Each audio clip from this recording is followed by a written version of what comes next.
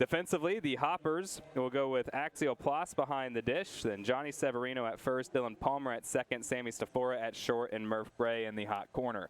Josh Tate, Edward Florentino, and Brian Sanchez, your outfielders from left to right. And the starter on the mound, the #1 prospect in the organization, the #6 prospect overall, Seth Hernandez, as he gets ready for the first pitch to Indy Azekar here. And that is outside at 97.8 miles an hour on that fastball. We're underway at 12:02. Hernandez quickly working with the 1-0. And this one hit high and deep into left, and Indy Azekar gets this game started with a long fly ball, a fastball in the upper third. He took it 101 and 381 feet. And he gets this game started with his 4th home run of the campaign. The Drive have a 1-0 lead with the leadoff homer.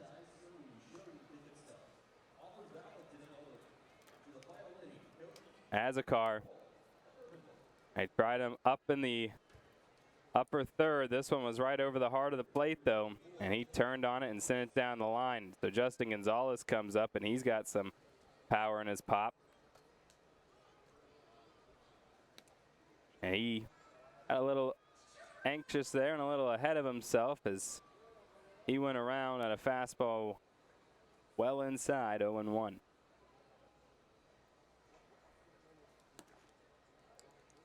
Goes after a slider outside 0-2. Gonzalez started out well yesterday, singled in back-to-back plate appearances, but ended up going 2 for 4. They'll take inside ball 1, a 1-2 count.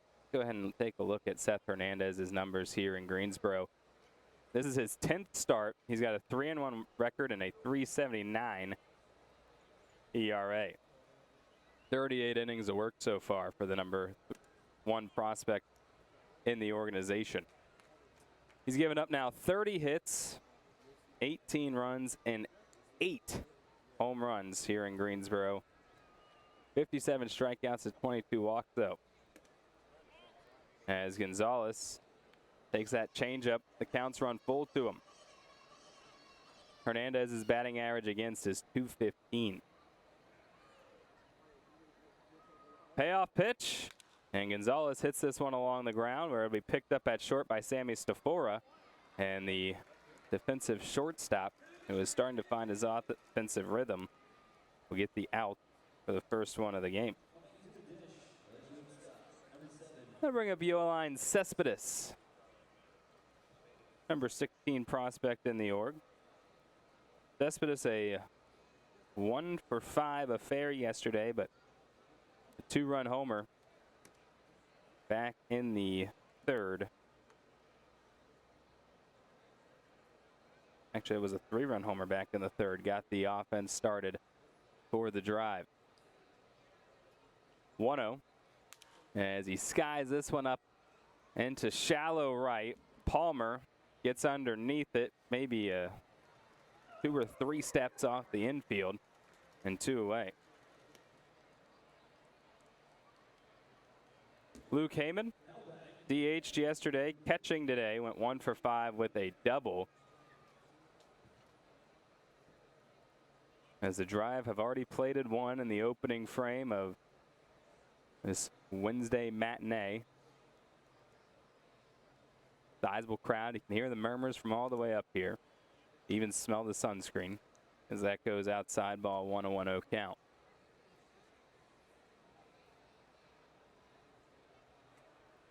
And sunscreen rather important. 87 right now, but feels like 95. Wind blowing from east to west, and that is causing the flags to blow from left to right. 1-1 to Heyman, and he swings through that 1-2. UV today 9. A good day to sit out and get some tan if you're at the ballpark, as that comes inside 2-2. Also means yeah, that explains why you can smell the sunscreen.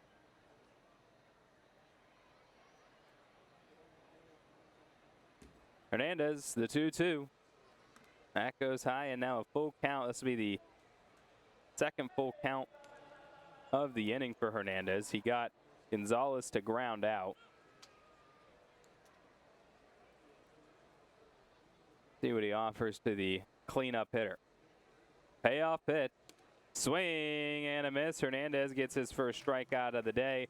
We go to the bottom of the first, and the drive lead 1-0. We'll meet back for the bottom of the first. Drive lead 1-0 over the Hoppers, and let's get you the rest of the Southern Food lineup, starting with Jose Mosquera's attacking 9. It'll be Sammy Stafora, who's currently riding a 9-game hit streak and the number 10 prospect in the org to lead it off. Edward Florentino, the number 2 prospect in the organization, batting second. Axial Ploss, the number 19 prospect, batting third, while Murph Gray is batting cleanup. He's number 17 in the org.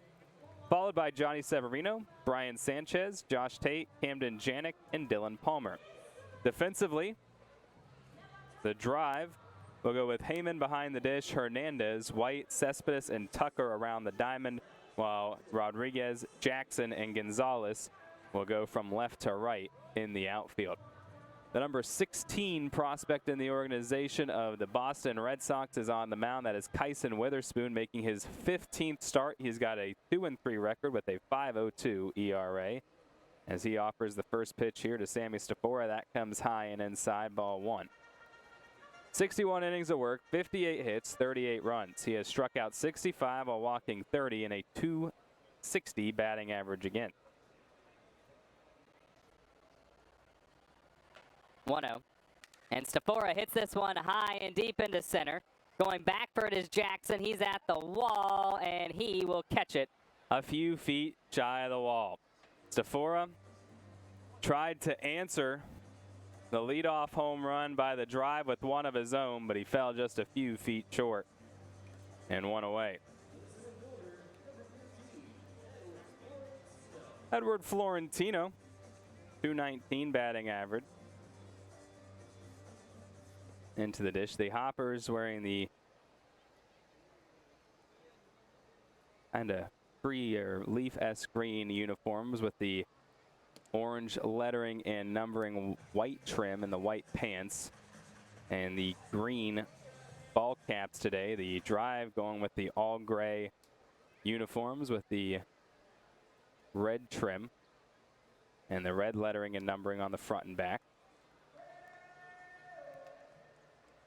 Blue hats, white logo, red brim. 1-1 on the way to Florentino. And that slider drops right in there. Count is 1-2.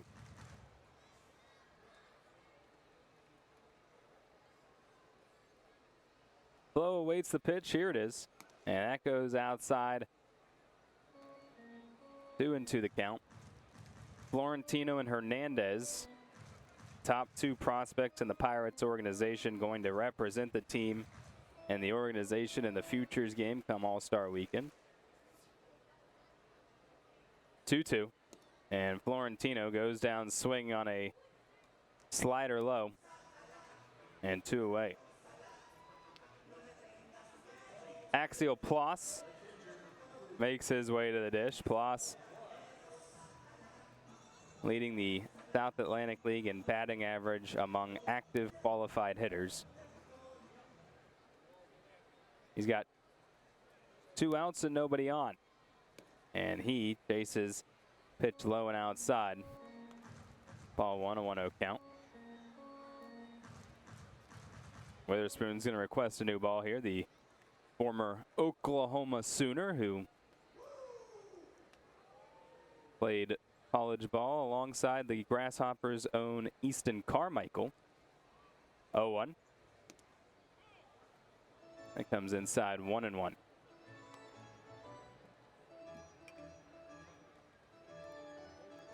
Witherspoon, the twin brother of Malachi. 1-1. High, 2-1 the count. He started out at Northwest Florida State College before spending 2 years in Norman. The consensus first team All-American back in 2025. 2-1. And that'll miss 3-1 to Ploss.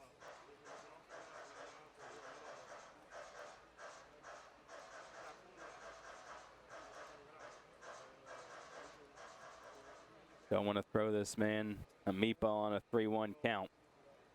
He can take you the distance. Here, there's a pitch, and that's inside, and Ploss will walk. So 2 away and a runner on first for Murph Gray. Gray struggled in the last home series, but still bats .305, was the South Atlantic League Player of the Month for June. Was 0 for 3 yesterday, though. First pitch he sees here from Witherspoon is going to catch the bottom of the zone, 0-1. Gray also now a top 10 third base prospect in baseball, as a quick move over there to first, and Ploss hadn't even left the bag yet, so he just keeps his foot there. Main's an 0-1 count, and that's the first disengagement of the Murph Gray at-bat.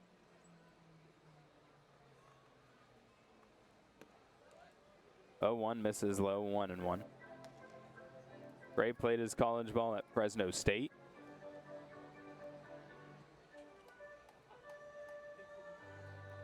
Even though he was just drafted in the last draft, already up to the number 17 prospect in the org.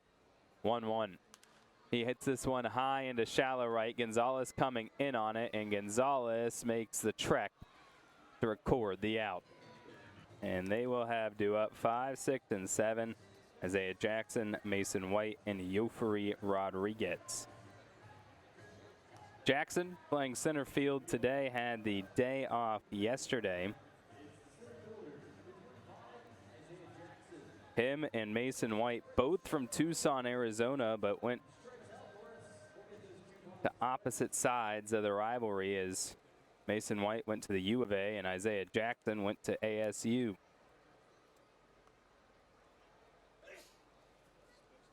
Hernandez missed with that pitch there. It'll be ball 1. Took him 16 pitches to get through the first inning. He levels the count 1-1 with that one. Hernandez's last start was here against Bowling Green, where he pitched well until he didn't pitch well. The best way of putting it. As he went 3 2/3, gave up 8 hits, 5 runs, all of which were earned, including giving up a home run. He did strike out 7, though, and walk just 1 Bowling Green player. 1-2, swing and a miss from Isaiah Jackson. That is the second strikeout today for Seth Hernandez. Struck out Heyman in the first, and then Jackson here to start the second, as Mason White makes his way to the dish.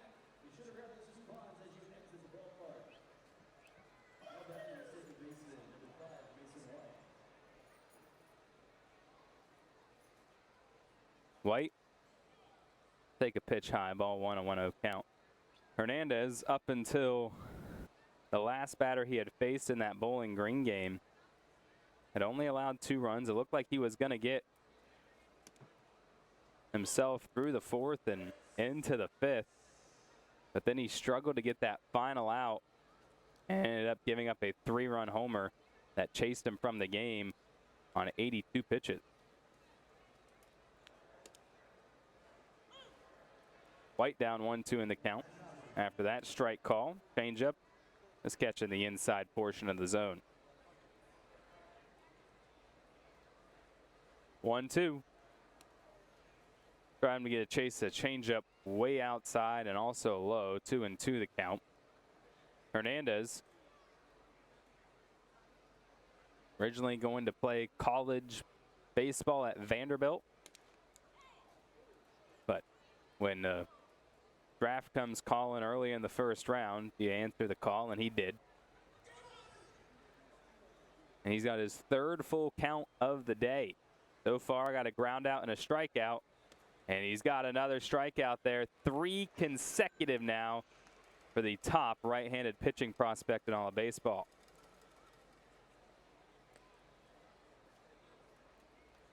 All three of which are swinging, and Yofri Rodriguez coming to the dish. Rodriguez struck out 3 times yesterday, all of which were looking. He did walk once, and he is swinging and putting this one into play into left. Josh Tate comes running in and catches it for the final out of the second. 3 up, 3 down. First inning of work, he faced 4, which means 5, 6, and 7. Johnny Severino, Brian Sanchez, and Josh Tate are coming up, as Severino will be the first batter that Witherspoon faces. His last outing was on the road against Winston-Salem, just about 25 miles down the road from Greensboro here. The first pitch to Severino swung on and hit foul down the third base line. He went 4 innings in that start, got roughed up a little bit. 6 hits, 4 runs, all of which were earned. He gave up a home run and struck out 4, walked 2 dash players.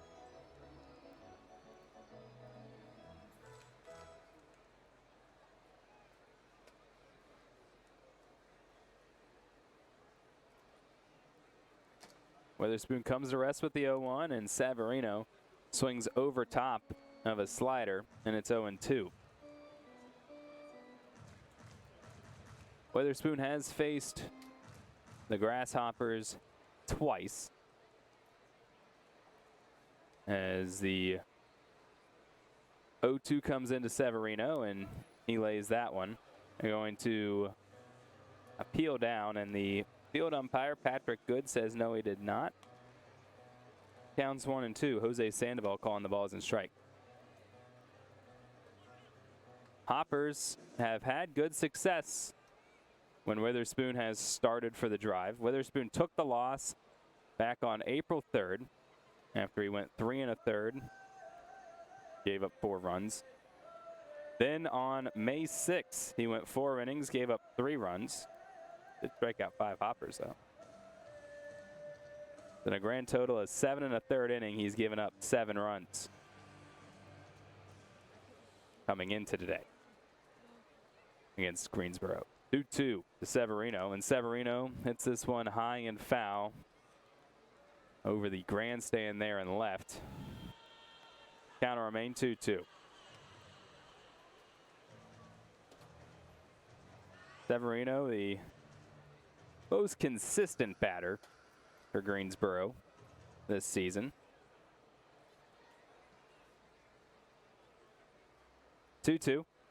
And he fouls this one into the netting for another at-bat pitch here.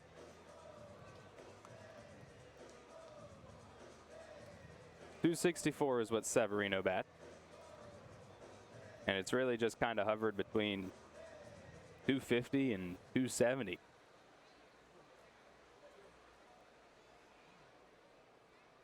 Two. And now the count has gone full to Johnny Severino, who's playing first, but he played third most of the season until Murph Gray got called up here. And then we've seen him play first and left field just to get reps and also a little bit of a need. As he swings outside on the cutter. And the strikeout there is the second of the day for Witherspoon. And 1 away for Brian Sanchez.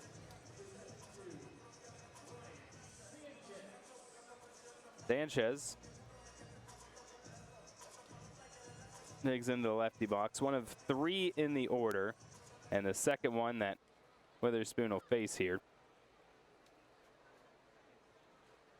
As the righty offers the first pitch, and that one will be a slider inside. 0-1. Florentino, Sanchez, and then Palmer are the 3 lefties.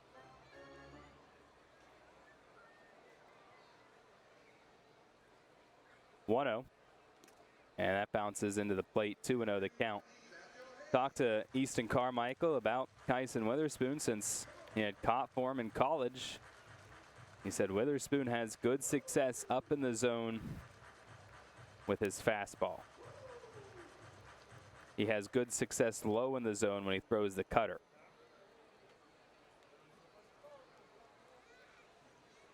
2-0. Sanchez, a little dribbler, and a one hop back to the mound, and Witherspoon's going to step off and underhand it to first for the out.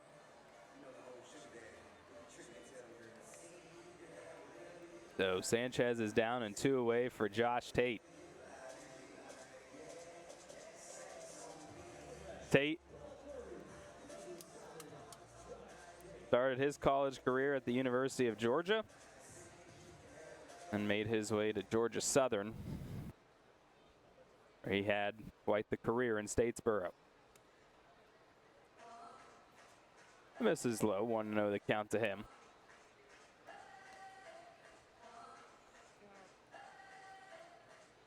Had a .362 average, which was the best in the Sun Belt Conference.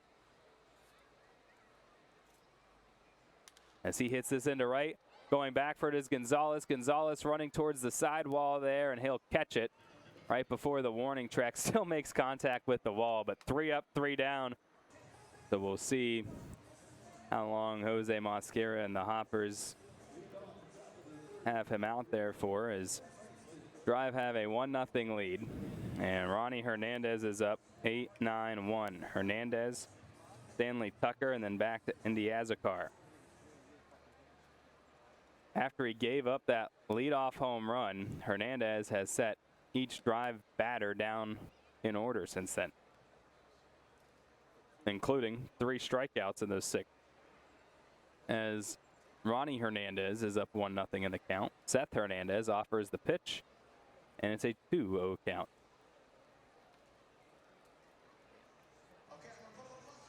Seth is actually homeschooled up till his final 2 years of high school, where he went to Corona High School to play ball and get an education.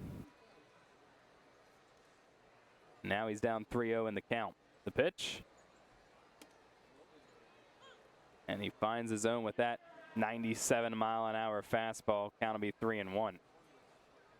Ronnie Hernandez, a .287 hitter in 33 games so far, has got a favorable pitch.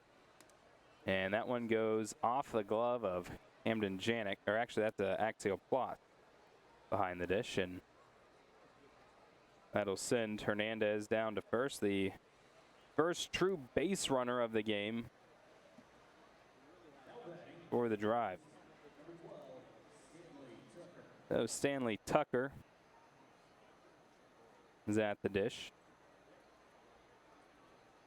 Texas native that played at Texas A&M.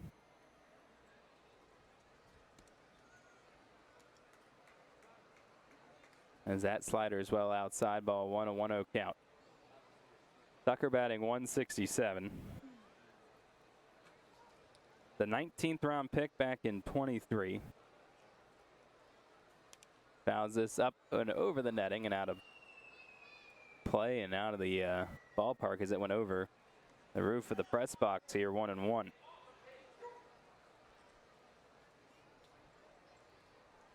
Arizona Fall League rising star this previous fall. Off to a bit of a rough start here in Greenville, though, as 167 and what is just his 15th game, and he's down 1-2 in the count to Hernandez.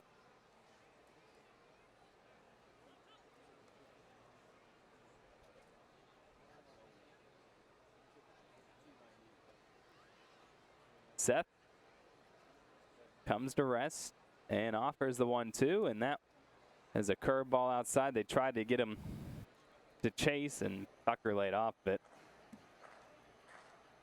For Texas A&M, had a pretty good run in JUCO. Spent 1 year at Wharton Junior College before returning to New Mexico Junior College, where he was a first-team All-American.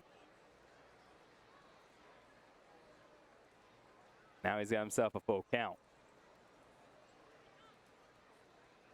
Hernandez to be the 4th payoff pitch he's had to offer a batter, and this will be hit in between the gap on the right side of the infield, picked up by Sanchez off the grass, and he had got the previous 3 batters that he had to throw 1-2 out. Tucker picks up the hit. He gets a single, and now the first two are aboard for Indy Azakar. And Azakar, who was 1 for 5 yesterday, had a solo shot to start this game, and right now that is the only run of this game in general for either side. But Azakar has a chance to change that and add to the lead. Hernandez finds the strike zone with the changeup, 0-1.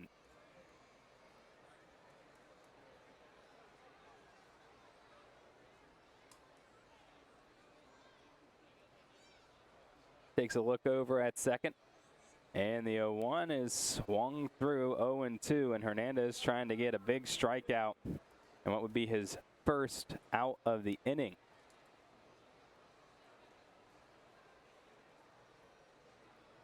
Hernandez, who just turned 20 a couple weeks ago, taking on a 19-year-old. 0-2. That slider well outside. A good job by Ploss. Trap that and keep it in front of him.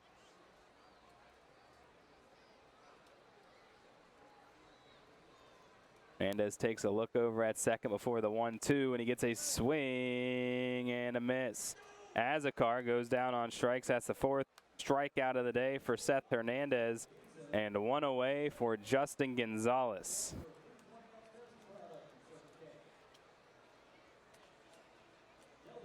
Gonzalez, a international free agent signing back in January of 24, another 19-year-old in this lineup, and there's a swing and a miss on a slider. Low and outside, 0-1.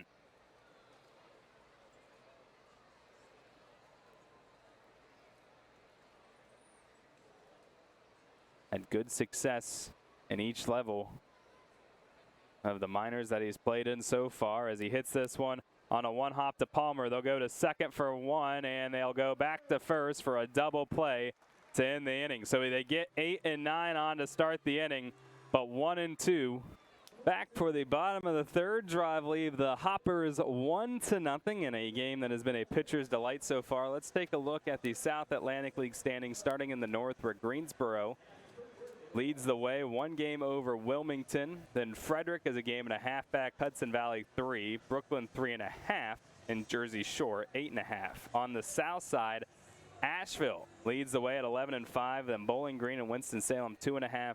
Rome 3.5 games back, Greenville 5, and Hub City 6, as Camden Janik will see a first pitch strike here and the bottom of the third. 0-1. The Hoppers will have 8, 9, and 1. Janik, Palmer, and then Stafora up.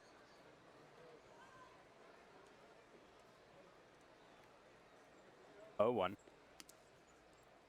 that's going to be a slider right down the pipe. 0-2. Hoppers and Drive both had 7 come to the dish through the first 2 innings.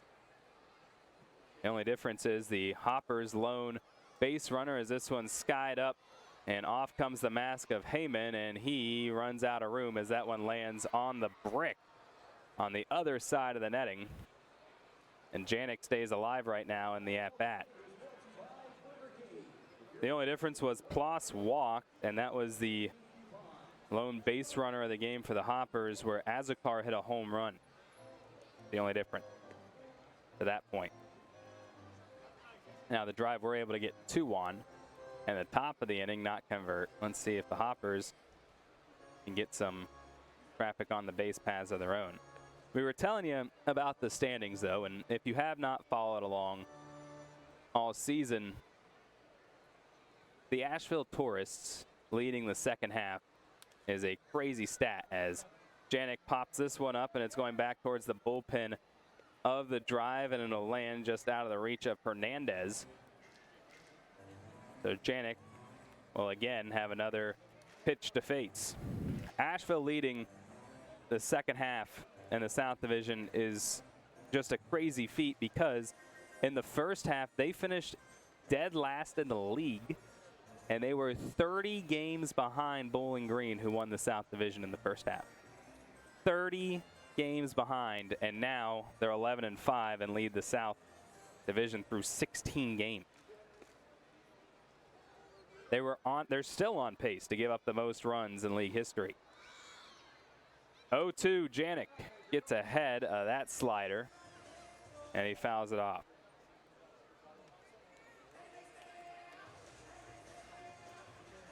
Witherspoon at 33 pitches now. Janik has fouled off 3 straight. 0-2. And Janik is finally able to get a piece of what he likes, and he deposits into center field for the first base knock of the game for the Grasshoppers. So there's one on and nobody out for the 9-hole Dylan Palmer. Palmer yesterday broke up in the perfect game and no-hit bid in the 6th when he was down 0-2 in the count with 2 outs in the 6th. He got a single that just literally dropped into left field. It was a lazy liner that was over the head of the shortstop at the time, and then Sammy Stafora was able to hit a home run.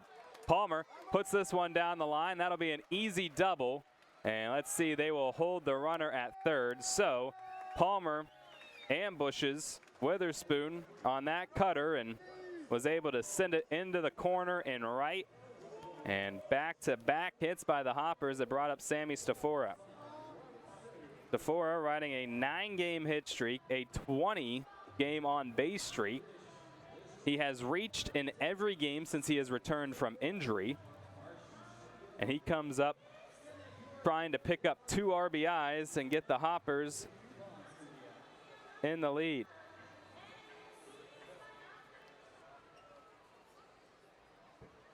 Stafora in this current homestand has 18 RBIs. And he's looking for 19 and 20. He's ahead 1-0 in the count. Was originally drafted by the Cincinnati Reds out of high school. Then came over last season in the Key Brian Hayes trade. 1-0, fouled off. 1-1. And Witherspoon trying to work himself out of trouble for the first time today, and told he has a short arm delivery. He releases a lot sooner than most would expect, so it gives him a little quicker on the delivery. 1-1. Stafora fouls it off now, 1-2 the count.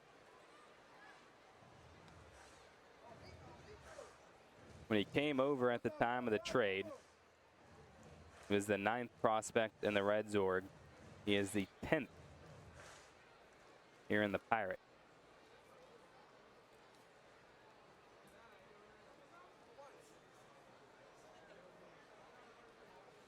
One, two, and he watches that go low, and he holds off on it. The count will level.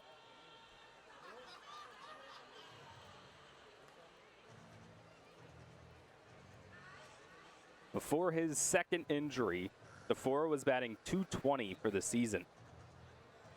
Since he's come back, he's batted .364 and puts him at .306 on the year. He has been on fire. 2-2.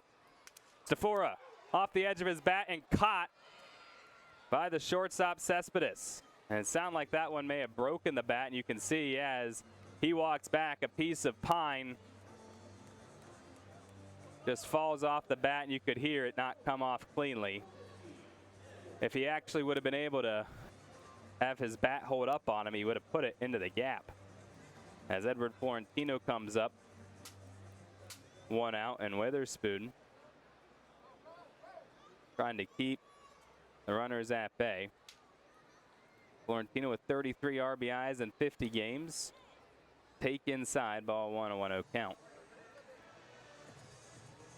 Talking to Easton Carmichael about Tyson Witherspoon, that of the 2 brothers, he was actually the late bloomer. 1-0. That goes outside, 2-0.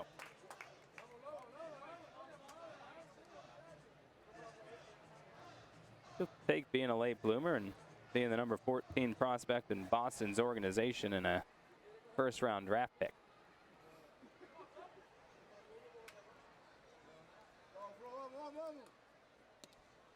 (2-0) and he finds his own 2-1. His brother Malachi was drafted in the second round by the Tigers. He's playing Lakeland, Florida. Right now in low A. 2-1.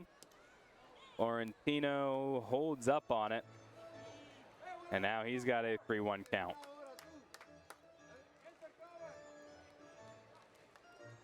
Florentino also having a nice homestand, batting .261, 3 homers and 5 RBIs. Looking for 6 and 7 in the homestand right now as he has a favorable count. And here it is. And he lines it into the netting foul. The count is full.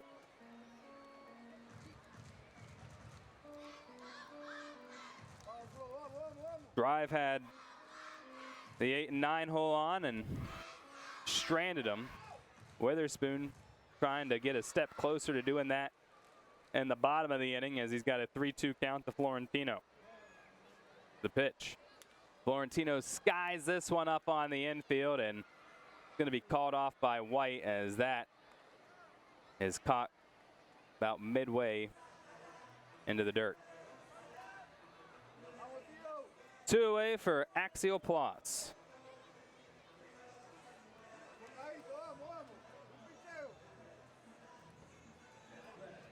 So the Hoppers had 8 and 9 get base hits, singles and doubles.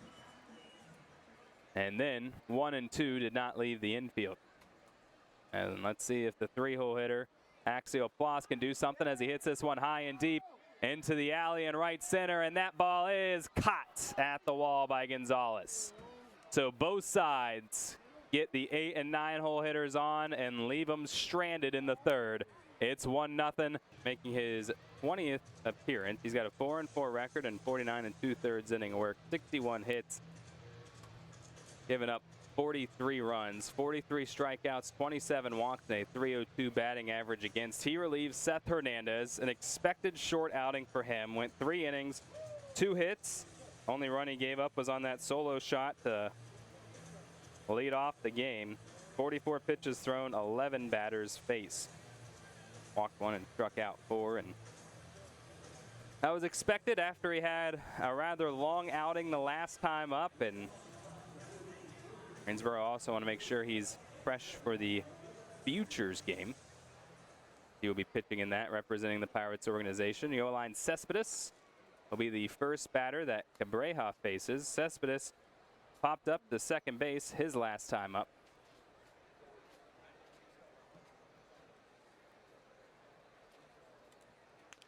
(1-0), and that is foul, third base side. Murph Gray there still played it out like you have to. And just assume it's going to be called a foul ball, and did a pretty good job playing that one out.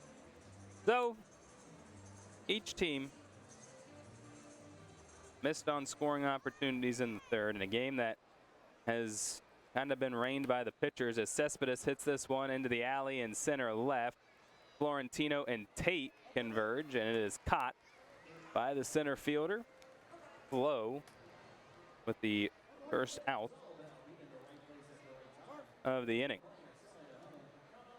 As we'll tell you, a Grateful Dead night coming up on Saturday, and bidding is now open for a chance to win a player-worn Grateful Dead jersey. Go to gsohoppers.com/auction, and proceeds will benefit the Greater Greensboro Art Council. Auction ends Sunday, July 12th at 9 p.m. You can get all the player-worn jerseys from the prospect of the Pirates organization, including the top 2, as Luke Heyman guys this one into left, and Josh Tate gets underneath it 2 away. Isaiah Jackson, who struck out to begin the second up now. You got Florentino in there, Seth Hernandez in there. They're both the top 2 prospects in the Oregon top 30 overall. You got guys like DeFora, Murph Gray, Axial Ploth. All top 30 prospects in the organization. 1-0 count here to Isaiah Jackson. As Cabrera got the first 2 batters out, and now trying to do the same here with the third in pretty quick order. Jackson originally drafted in the 8th round by the Angels, but came over in the Von Grisham trade back in December. As this is hit down the line towards the bullpen of the Hoppers, and that's where it'll land foul for the first strike of the at-bat. Out of high school, was drafted in the 18th round by Houston. Like to go to college, and it worked out for him. He moved up 10 rounds. 2-1. As he skies this one towards foul territory and over the third base dugout of the Grasshoppers. 2-2 the count.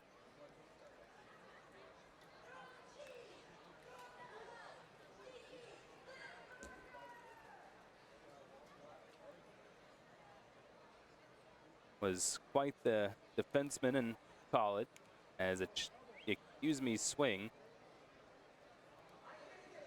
Gonna keep the count at 1-2.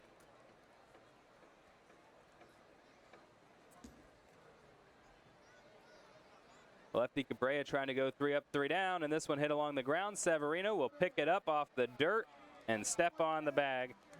They go 3 up, 3 down for the second time in this. Back for the bottom of the 4th. Let's get you the ad space available trivia question as the Drive lead 1-0. Early Wynn was a Hall of Fame pitcher for Washington, Cleveland, and the White Sox. He was a 9-time All-Star over his 23-year career, where he had the same amount of wins as he had hits in his career. How many did he have? Did he have 250, 300, 375, or 420? He had the same amount of hits as he did career wins. And your options were 250, 300, 375, or 420 as Murph Gray steps up and sees a first pitch ball, 1-0 the count. Witherspoon, 47 pitches through the first 3 innings of work.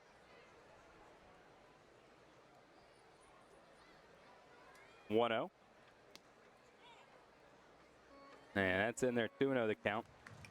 Gray became a top 10 third base prospect coming into this week. That changed during the homestand. I asked Jose Mosquera what he saw that kind of set Murph Gray apart and put him in that category, as he hits this one and it drops down into center, and it'll be a base hit for him.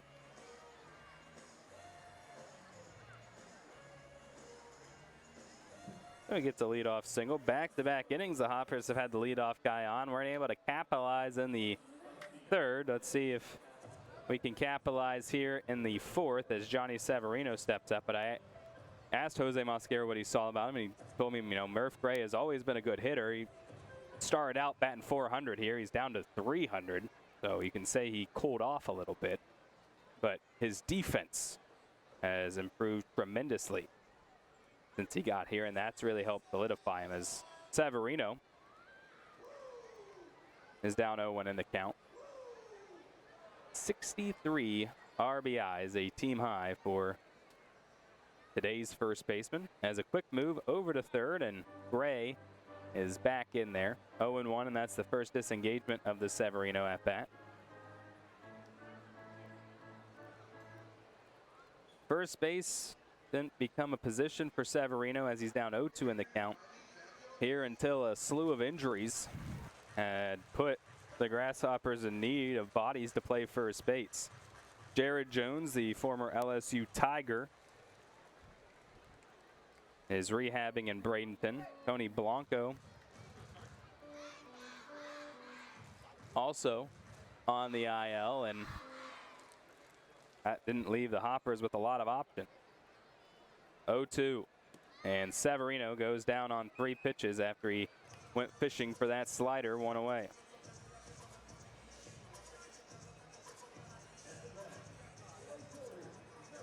So Brian Sanchez grounded out back to the pitcher in the second. He's got one away and one on. The infield at double play depth. And Sanchez, first pitch swing, hits this one high into left. Going after it is Rodriguez, and he will run out of room as that one landed on the grandstand, which overlooks the left field wall.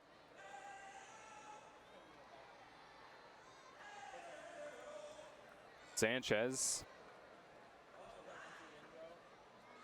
Oh, meander back into the lefty batter's box after being about 3/4 of the way down the first base line. Venezuelan native.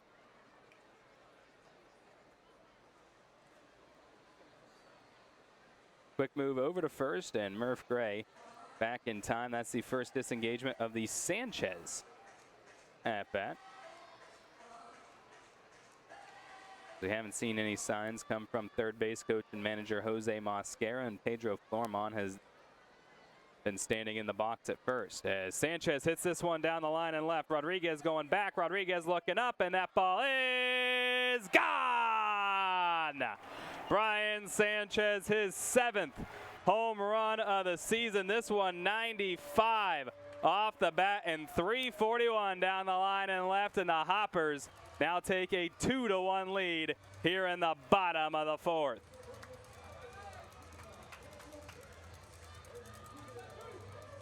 Hit it well down the line and left earlier in that bat, just went foul. He straightened it up just barely this time and drove in two, him and Murph Gray in to score. Josh Tate, who flew out to right field back in the second to end the inning, is up with one away and nobody on. The Hoppers now lead the ball game.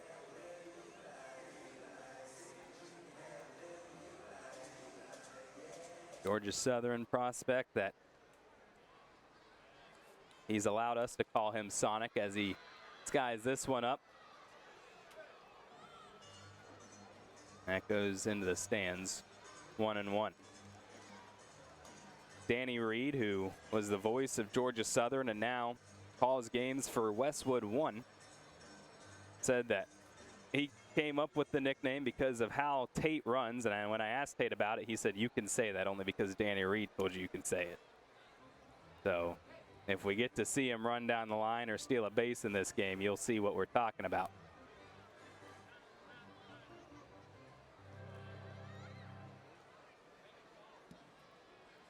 Tate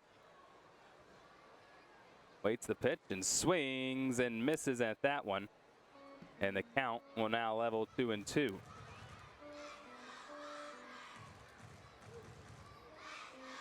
Day game here on Wednesday means a lot of kids and a lot of businesses, and quite a bit of the kids here active and cheering as Tate fouls this one off.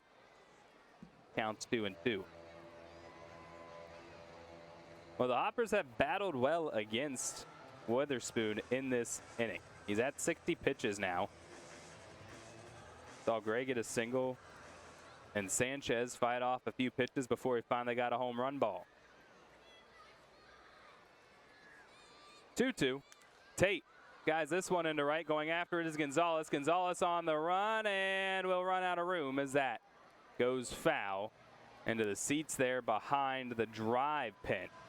So Tate will have to make it all the way back. He had already rounded first.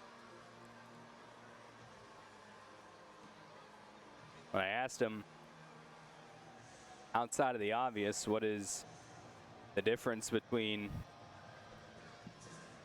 Georgia and Georgia Southern, he just said he liked Georgia Southern because it gave him that home feeling.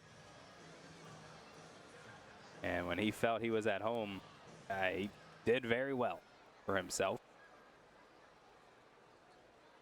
2-2. And Tate barely gets a piece of that to stay alive. Be the third consecutive foul ball and the 8th pitch of the at-bat due up here. done well for himself here in his first season of professional baseball, as he's batting .280 in 22 games here in Greensboro. As he gets this off the edge of the bat, it's going into right, quickly falling, and it'll be a base knock for him. And the Hoppers, who came into this inning with just 2 hits and 3 total base runners in the game, has had 3 hits in the inning, and there's still only 1 out. Single by Gray, driven in by the Sanchez 2-run homer, and then Tate followed up with a single of his own, bringing up Camden Janik, the former Fighting Illini catcher, who comes in. He is the 3rd catcher on the roster, but not too often you say your 3rd catcher is batting .291. That is just how well Axiel Ploss and Easton Carmichael have been batting this season.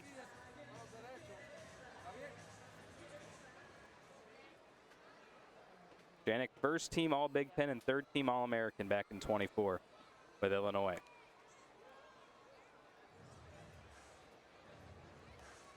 And 1 the count after he fouled that one off.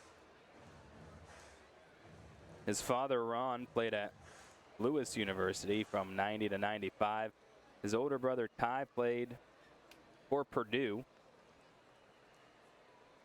As he hits this one high into right, and Gonzalez will jog in on it and catch it for the 2nd out. Before Janik gets back to the dugout, we'll also mention his sister, Callie, started her collegiate career at Mount Mercy University softball program. Dylan Palmer, who doubled back in the 3rd but made it no further than 2nd, comes up with a runner on 1st, and let's see if they put Tate in motion with Palmer at the dish. There he goes on the 1st pitch, bunt shown, and the throw down to 2nd, and Palmer, well, Tate got out. I thought Palmer had protected it enough with the bunt shown, but a better throw by the catcher Heyman. Back for the 5th, Hoppers up 2-1, courtesy of the Brian Sanchez 2-run homer in the bottom of the 4th, and now we get to the top of the 5th. Victor Cabrera set down the drive in order in his 1st inning of work, and took him only 11 pitches to do so.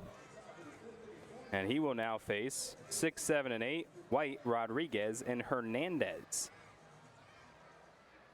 White struck out back in the 2nd.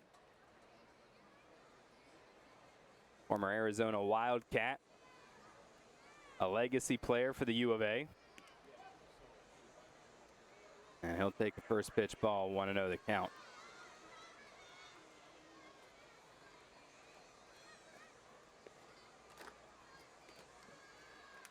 As this is hit into center right, 3 different Hoppers converge, and it will be Florentino that calls everybody off to record the 1st out. 1 away, and Yoferi Rodriguez, originally a Brewer, and then it came to Boston and the Quinn Priester, a former Hopper trade.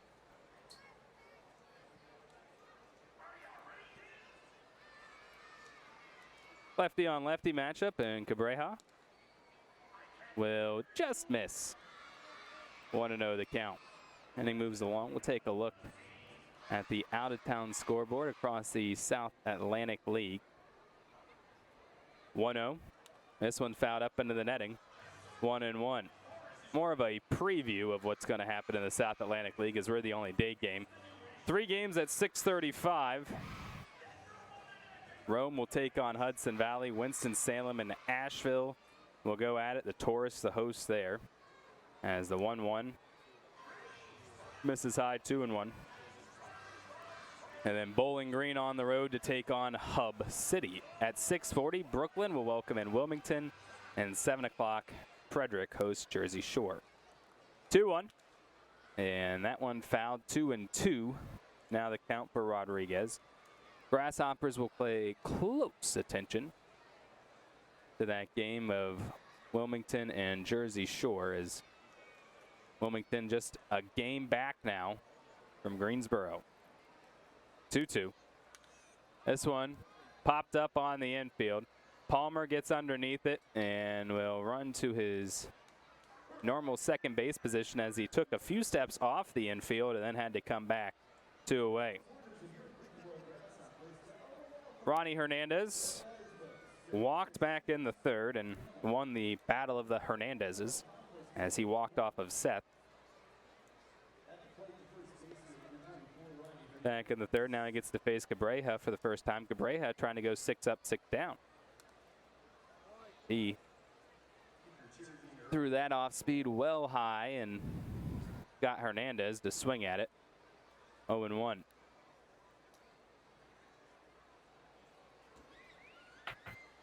Cabrera has his 0-1 fouled off. It's 0-2. Last time he was out on the mound for the Hoppers, he went an inning and 2/3.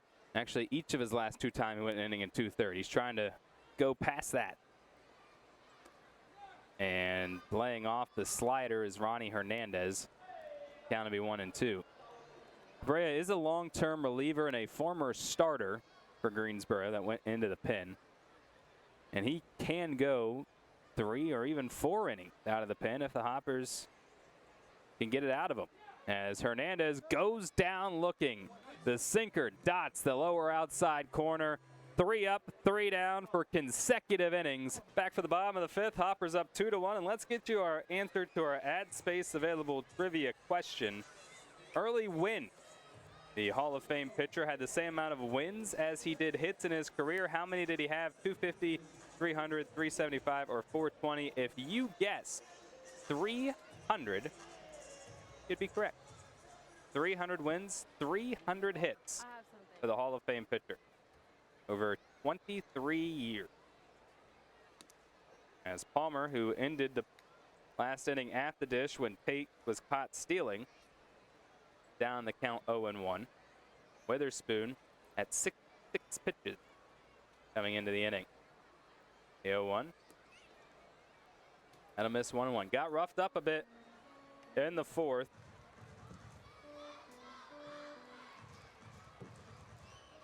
Gave up 3 hits, including a 2-run homer.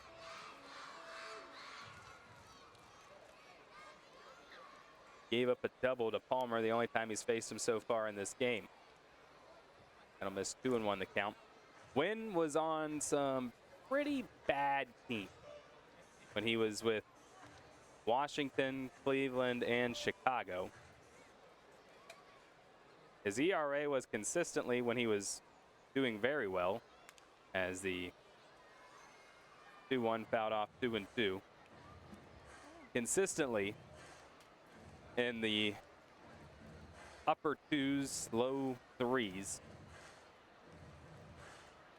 And yet he only had 4 or 5 20-win seasons. 2-1. Or 2-2 rather. That goes outside. 3-2 now the count. Scoreboard a pitch behind right now. See what Palmer has to offer us and what Witherspoon offers Palmer. As this is skied up towards the third base dugout of the Hoppers and is going to go into the stands as Tucker, the third baseman, runs out of room. We'll do it again. 23 seasons played in 24 years because Wynn did not play in 1945 because of the war. See with a lot of players in that era. And Palmer will walk. So the 9-hole reaches for the second time today, and Sammy Stafora, who is trying to keep a hit streak alive, comes up. He made good contact in the first when he just missed a home run to the deepest part of the park by a few feet. Then a broken bat cost him a hit, as it caused a liner to be caught by the shortstop Cespedes. He's first pitch swing. He hits this one high into left. Rodriguez initially comes in, goes back, now keeps coming in, and he will catch it. As the fastball was in the upper third, Stafora just swung underneath it. One away for Edward Florentino. Struck out in the first, popped out in the third.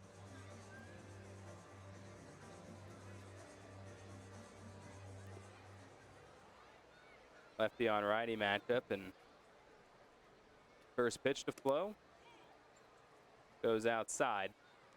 Ball one.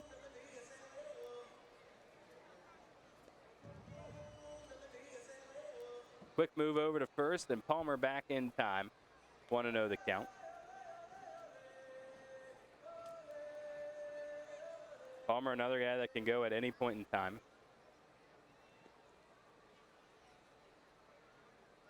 There he goes. The 1-0 swung on and hit towards the bullpen of the Hoppers, and that'll go out of play. Count will be 1-1. Palmer's got to go back to first. Trayson Peters warming up in the Hoppers pen right now. Someone also warming up in the Drive bullpen. I'll tell you who that is as soon as we find out. And Florentino had engaged the pitcher, but the home plate umpire, Jose Sandoval, will step out and put his hands up and say, wait, because Palmer was not back at first. Witherspoon, 1-1. Outside, 2-1.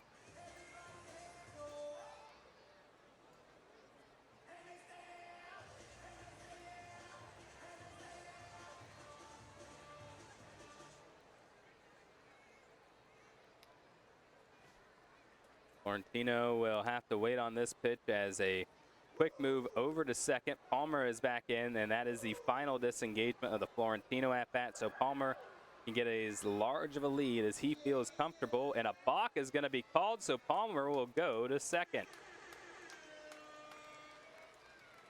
So all of that, and before Kyson Witherspoon even gets set, gets called for a balk, and looks at the umpire in the field, Patrick Good. But a runner in scoring position now for Florentino as the Let's Go Hoppers chant breaks out. And again, good crowd here on a Wednesday matinee.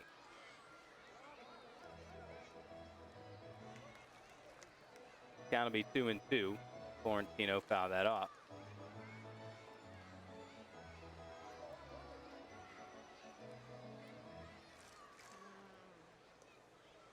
Look over to second. Palmer still dancing around now. A step off, and was dangerously close to another balk by Witherspoon. That is... Should that not be the final? That was already... Florentino had already had 2 disengagements in that at-bat. That should have been the third, because it does not reset when the runner moves to second. So that should have put Palmer at third.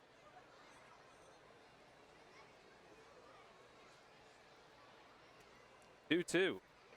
That one fouled off and hopped towards the first base dugout of the Hoppers. And oh, the kid right there in the front row had a plush Guilford doll, and ball knocked it off the railing there. 2-2. And Florentino strikes out, 2 away.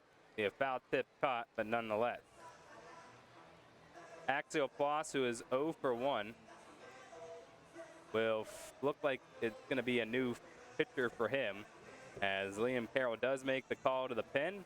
And Ploss will face a new pitcher. We'll get to the Adam Bates making his High A baseball debut. The Australian native coming in. He had played 24 games with Salem in the Carolina League, where he had a 2-4 record, a 7.83 ERA, and 43 2/3 inning of work. 50 hits, 45 strikeouts, and 40 walks, and a 289 batting average against in low A. And now he's making his high A debut against Axial Ploss with a runner on second, 2 away. As that is in there for a strike, 0-1 the count. Witherspoon went 4 2/3, 5 hits. Right now, 2 runs, both earned on the 2-run homer by Sanchez. Walked 2, struck out 4 on 81 pitches thrown to 20 batters. 0-1.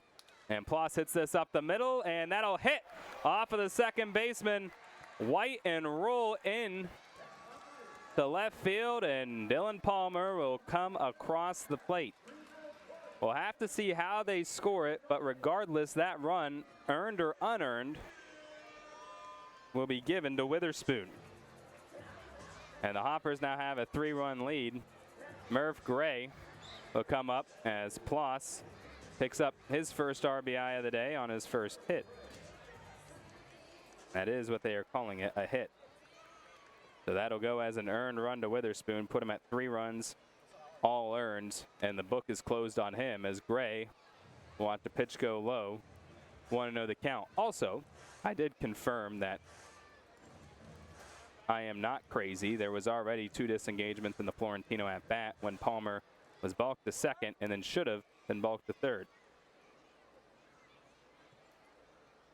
1-0 and a 1 hopper towards third. Tucker will go to second for the quick out. Hoppers get 1 back. Top of the 6th, and Trayson Peters is the new pitcher on the mound for the Grasshoppers. Peters coming in with that .594 ERA. And he is making his 16th appearance. He's got a 4-0 record. 33 1/3 inning of work. 20 strikeouts, 11 walks, and a .275 batting average against for the Western Kentucky product. He relieves Victor Cabreja, and we'll tell you Cabreja's numbers here in a minute, but Justin Gonzalez is not at the plate, as it says on the scoreboard. That is Tucker, who is first pitch swinging, and going back is Sanchez, and Sanchez jumps up and catches it before banging into the wall. And that's the first out in the top of the 6th.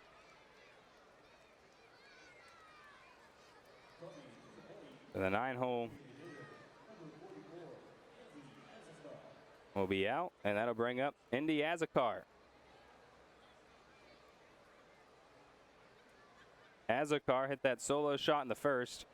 Since then, the Drive have sputtered on offense. That's a 0-1 count. He struck out in the third.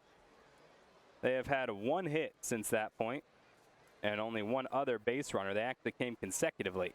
A walk and then a single back in the third. He did not go around at that. The count will level 1-1.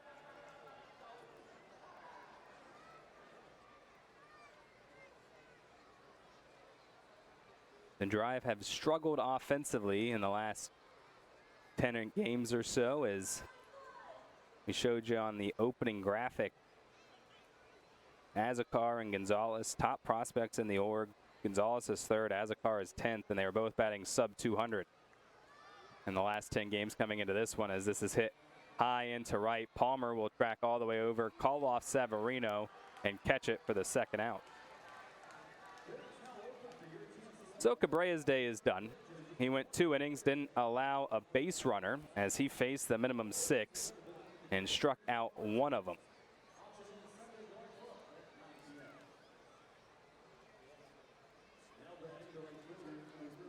Justin Gonzalez is at the plate now. 2 away and no one on for him as he is first pitch swinging. That hops up on Murph Gray and goes into left. And Gonzalez looked to see if he could try to stretch it for a double. He could not. And let's see how they roll that one. And 1 hopped and went right into the body of Gray and went right through it. And they are going to give Gray a fielding error there. So that'll be an E5. Gonzalez going for the stolen base. Swung on and fouled, though, so Gonzalez has to go back.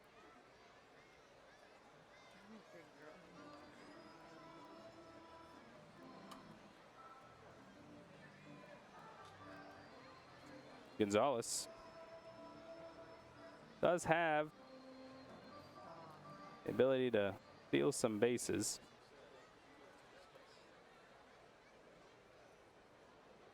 6 out of 7 on stolen base attempts this season as the 0-1 goes outside 1-1. So if they give him the right opportunity and he thinks he can catch him by surprise, he can do it. 1-1. And a swing and a foul tip on a slider that was breaking into the other batter's box. The count's 1-2. Peters trying to pick up his first strikeout. Leave Gonzalez stranded after the air.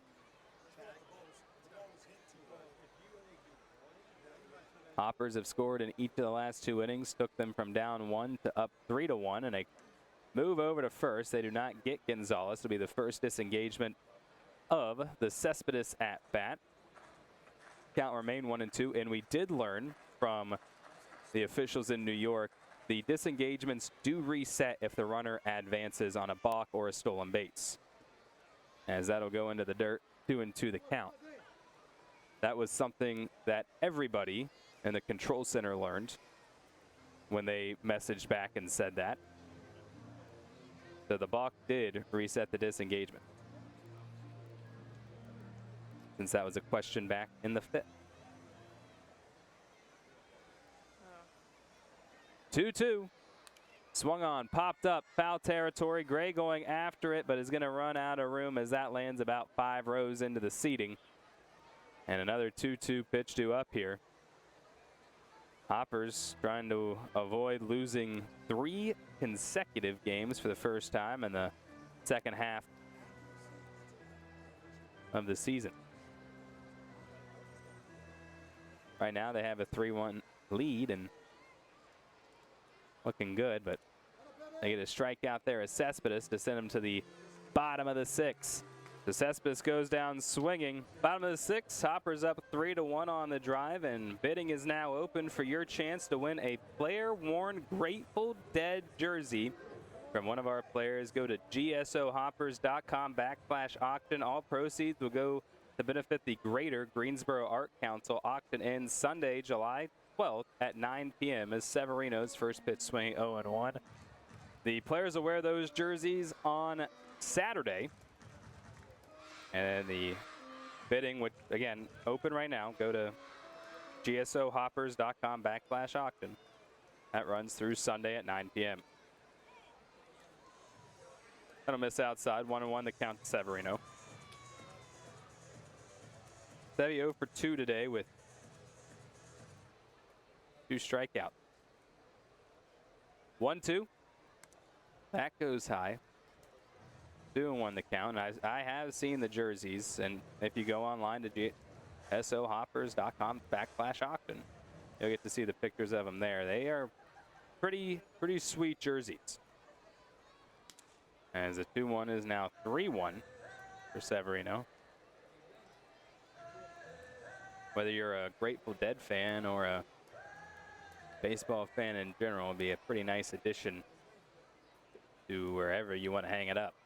3-1. Severino fouls it off, counter run full. Whether it wants to be a man cave, office,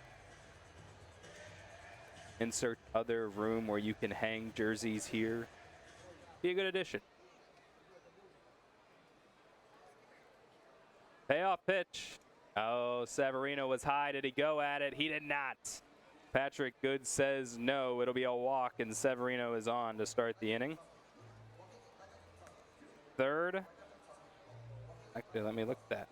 4th consecutive inning at the Hoppers. We'll have the leadoff guy on. 3rd, they were not able to capitalize. 4th and 5th, they were. And when they were able to capitalize in the 4th, it was because Brian Sanchez hit a 2-run homer. That first pitch will miss, ball 1, a 1-0 count.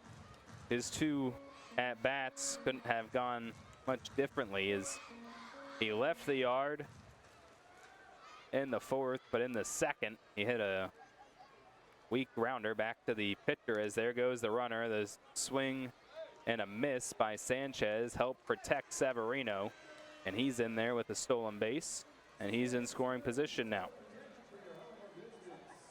And the count, as you see Sanchez there, getting in time is 1-1.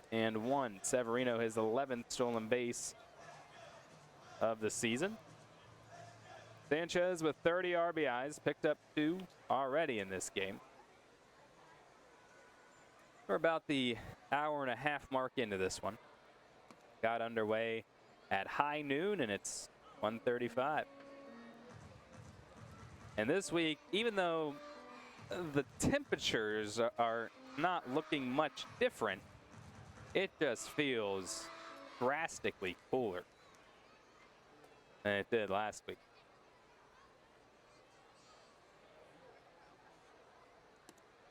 Two one, shuffles into the dirt, and Sanchez has to shuffle away from it.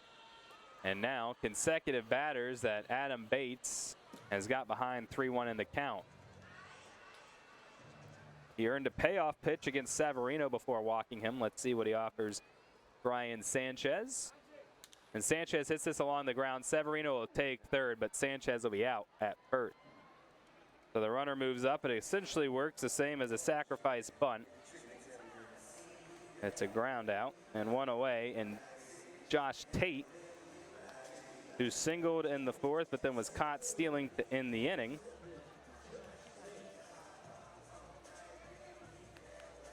is into the righty batter's box now.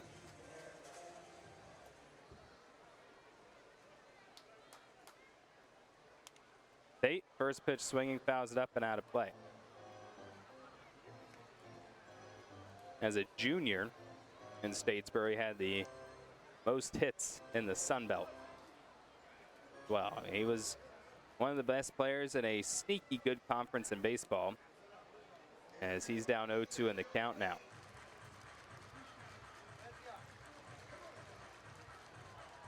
And Tate's going to call his time.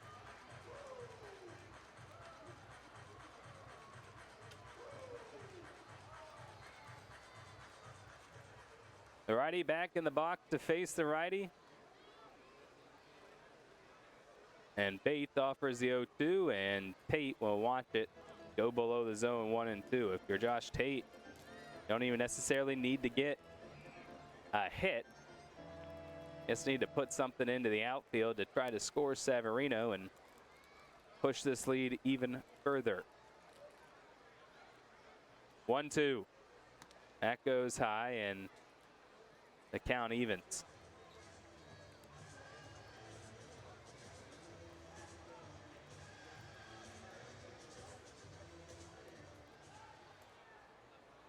Bates pitch high, and now a full count to Tate.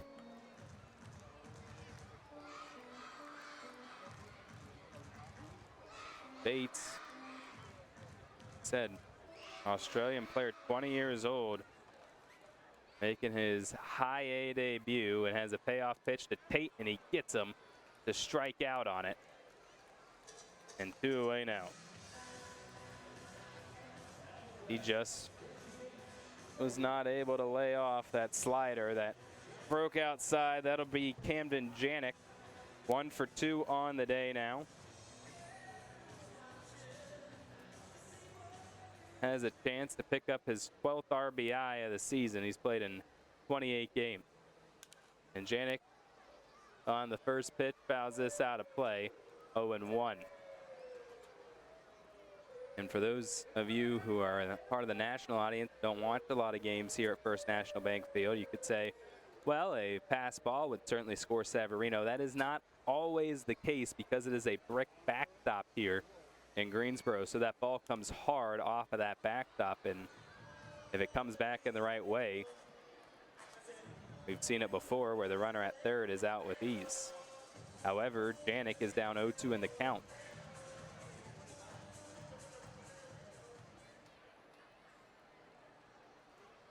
The pitch, and Janik, a high hopper towards the middle of the infield, grabbed by Cespedes, and Cespedes drops the ball. So Severino will come around to score. It's 4-1 Hoppers, and Cespedes, who got it on the hop on the transition, dropped the ball, and Janik is at first, and the inning continues for Dylan Palmer.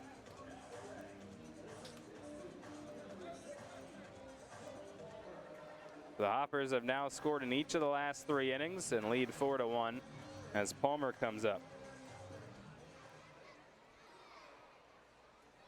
And there's going to be a disengagement of the Palmer at bat, the first one there. And they will charge that as an error to Cespedes, as we expected, but wanted to make sure before we announce. 0-1 count here to Palmer.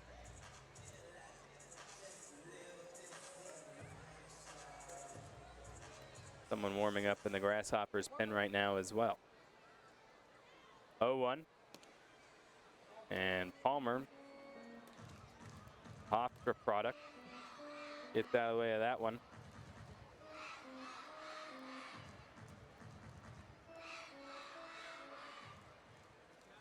Quick move over to first, and that's not in time.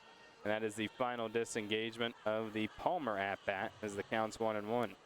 Unless Janik was able to move up a bag. The Hofstra career triples leader lays down a bunt down the third base line, and Bates gets up and recognizes he has no play, and Palmer bunts for a base hit. He is now 2 for 2 today and reached all 3 times. Janik will take second, and Sammy Stafora is up, but first it will be the pitching coach, Bob Kipper of the Drive, up and out of his seat to go talk to his reliever. Someone now warming up in the Drive pen, so both bullpens active. And Sammy Stafora, who is 0 for 3 today, has a 20-game hit streak, or 20-game on base streak, and a 9-game hit streak on the line.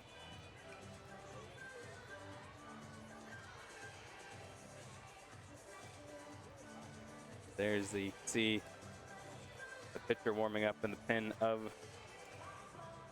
Greenville, and Stafora now digging into the righty box.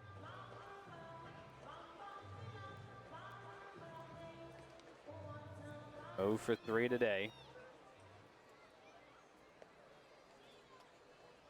Bates a deep breath, and the first pitch on the way to Stafora. This one is off the edge of the bat, and that one will get through into left. They are waving Janik around third. Palmer will be stopped at second, and Sammy Stafora now makes it double-digit games consecutively with a hit. He's at 10. He has reached safely in 21. And the number 10 prospect in the organization keeps doing what he has been doing since returning from injury, getting hits and getting on base. Hoppers have a 5-1 lead.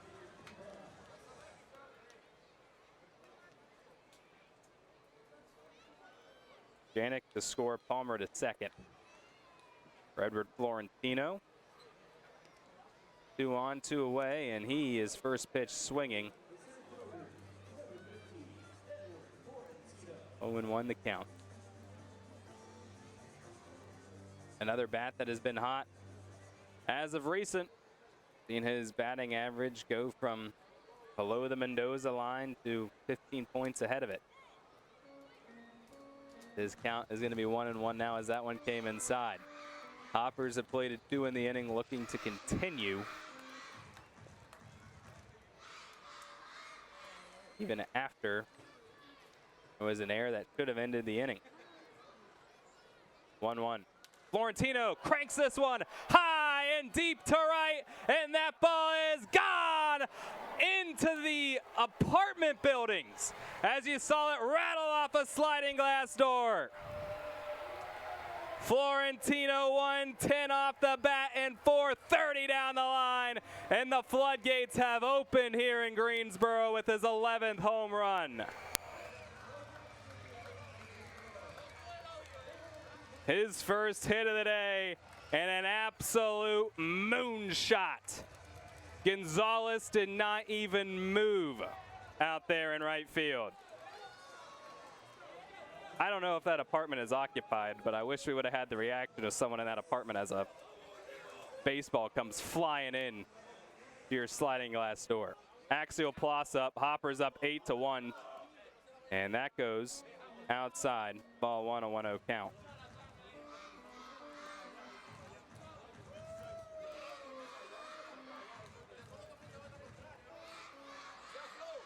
Bates, 1-0. And Ploss swings through it 1-1. He tried to leave the yard himself. For Florentino in this homestand, that is his 4th home run.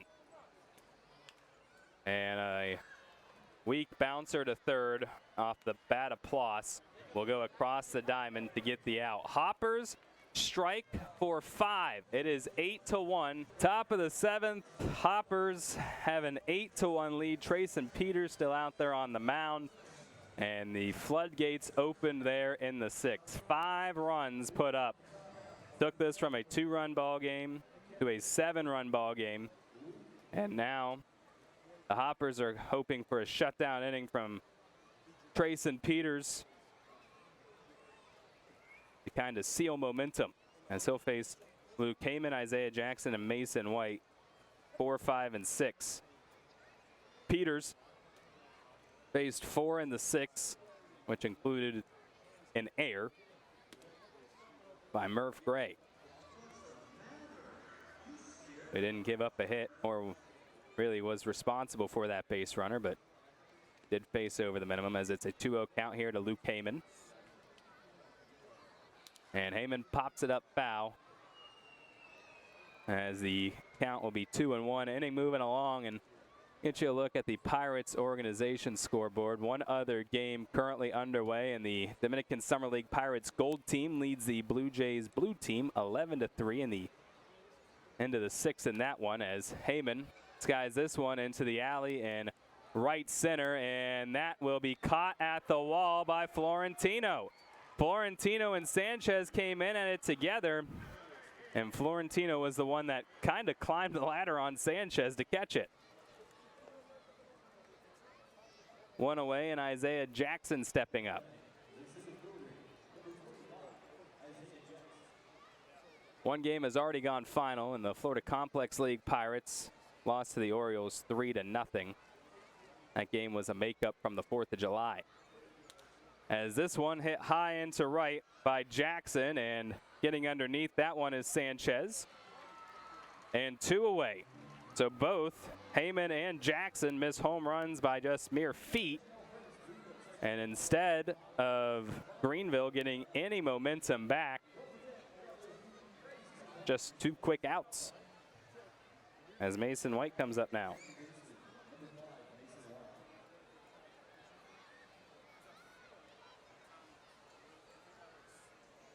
White will take a pitch right down the middle. 0-1 the count.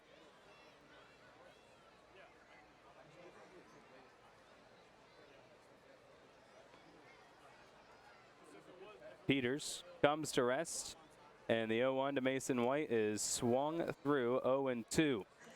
Games coming up later at 6 o'clock. Altoona will host Richmond, while Indianapolis will host Toledo at 7:05. And at that same time, Bradenton is in Fort Myers to take on Fort Myers. As Mason White, a good afternoon, good evening, good night strikeout.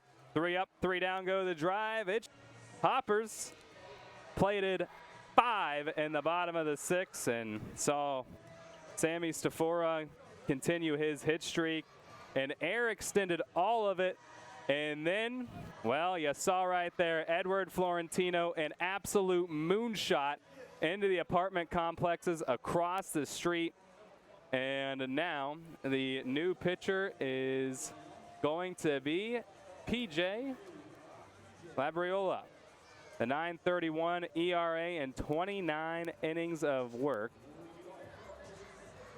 He is making what is just his 21st appearance for Greenville. 4-3 record, 22 strikeouts to 20 walks, and a .293 batting average against, as the lefty will first face Murph Gray, who is first pitch swinging, and that gets through the left side of the infield, and Gray will reach, and we'll see how they score that, because it was right at the third baseman. The Gray will reach, and the Hoppers now make it 5 consecutive innings with the leadoff guy getting on.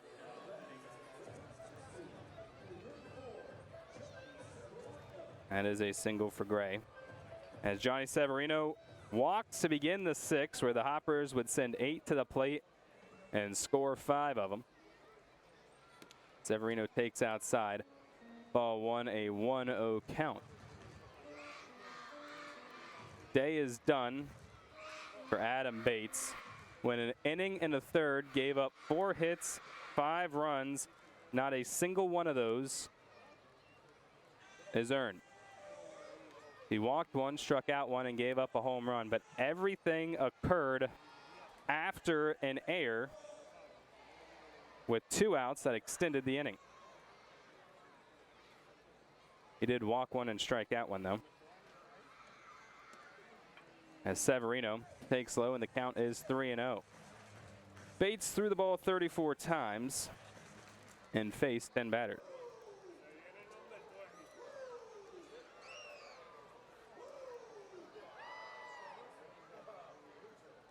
Abriola comes to rest, and the 3-0 goes way outside to Severino, and now runners on first and second.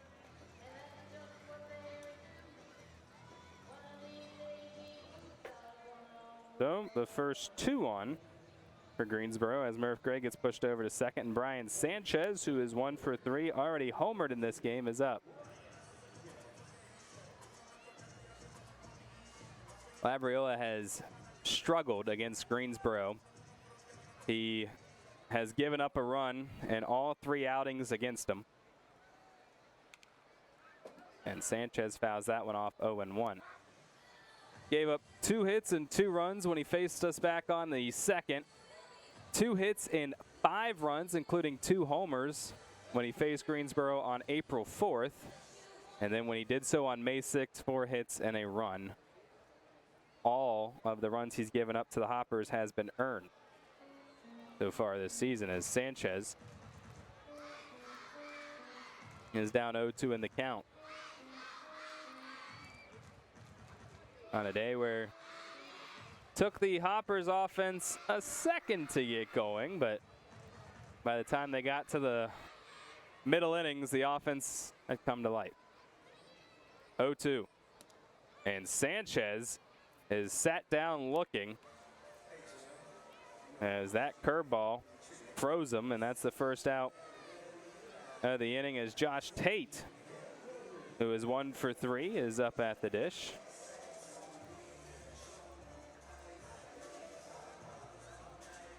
Tate into the righty box.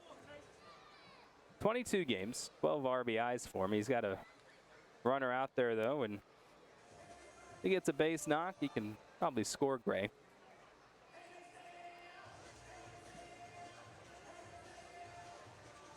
Tate, when he first got here, his walk-up song, they asked him what it is, what he wanted, and he said, "You can whatever you like."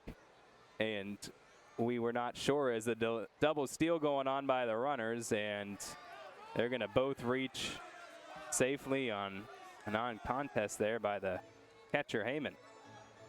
So Gray will go to third, and Severino goes to second. The count's 2-0 to Tate.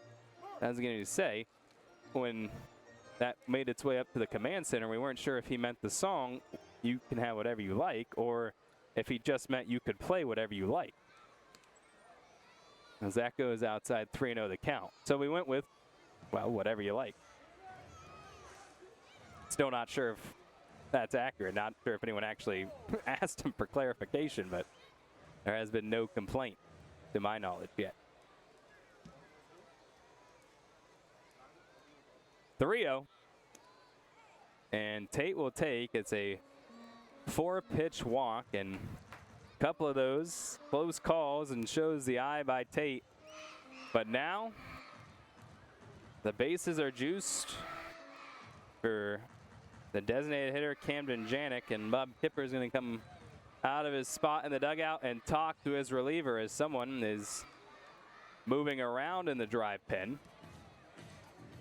Janik reached on the error in the 6th that extended the inning, where all 5 runs would end up coming around unearned because of it.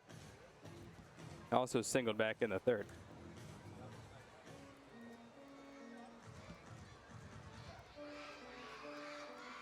Janik now making his way up to the dish. Got the bases juiced. Grasshoppers have, as a team, hit 7 grand slams this season. As Janik will take a first pitch strike, 0-1 the count. Janik has not had one of those grand slams. Severino's had 4, Plas has had 1, Gray has had 1, and Easton Carmichael, who is not playing today, has had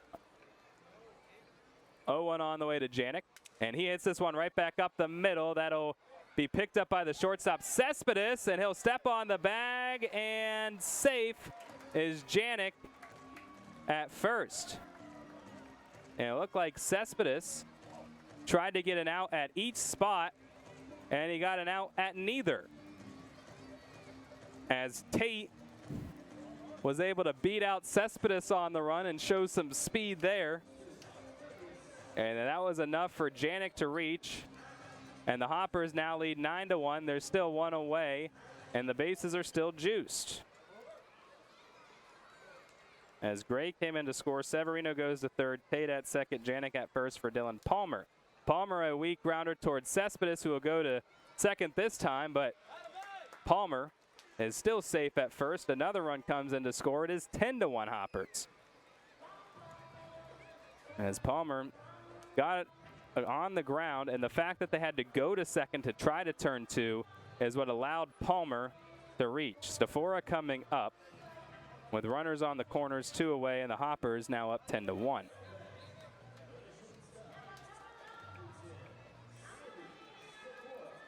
They are giving Janik the single, and then Palmer reaching on the fielder's choice. But Janik is out, a part of that fielder's choice. Severino was in to score. Tate goes to third. First pitch to Sammy Stafora goes outside for ball 1, a 1-0 count.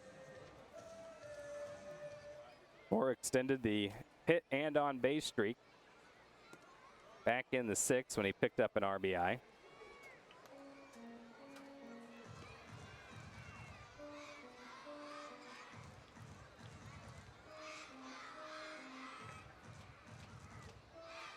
Sammy played his travel ball around this area. And he hits this one high and deep into left. Rodriguez going back. Rodriguez looking up, and Sammy Stafora has left the yard into the grass hill and left. And the Hoppers will play another big inning as Stafora hits double-digit home runs this season.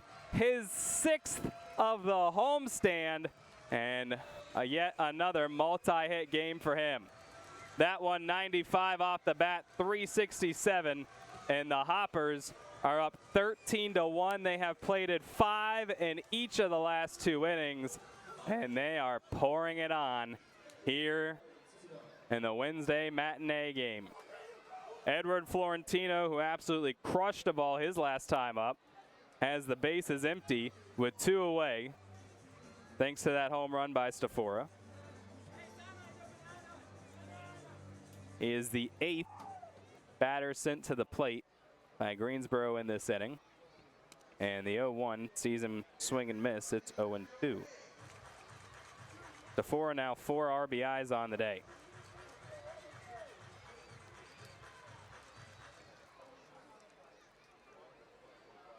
That puts him at 22 in this homestand as Florentino goes down swinging. Consecutive innings. The Hoppers plate 5. It is 13-1. Jacob Bimby, the new pitcher on the mound. Bimby, the lefty, relieving Grayson Peters of duty as we go from one Western Kentucky product on the mound to another. He's making his 27th appearance, 4-2 record, 2.58 ERA, and 38 1/3 inning of work. Rodriguez will see a first pitch way inside and go all the way to the backstop, 1-0 the count.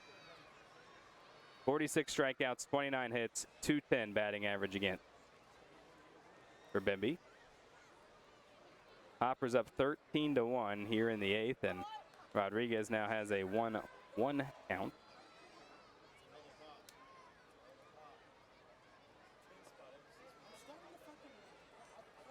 Peters went 2 innings. Face 7 batters. Did not allow a hit. Only base runner allowed was on an error, and he struck out 2. 2-1, and Rodriguez, the ball goes behind him, but grazes the back as it does. So he will reach on a hit by pitch. So they get a leadoff guy on for the first time since the 3rd. They were not able to capitalize then. See what they can do here in the 8th as Ronnie Hernandez comes up.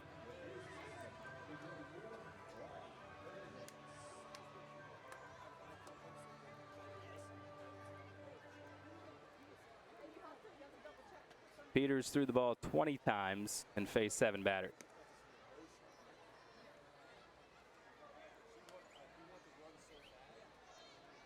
A pretty efficient outing for him as now Bemby misses to Hernandez. 1-0. And he goes around at it 1-1. Bemby, the last time we saw him out there was against Bowling Green, where we went 2 1/3.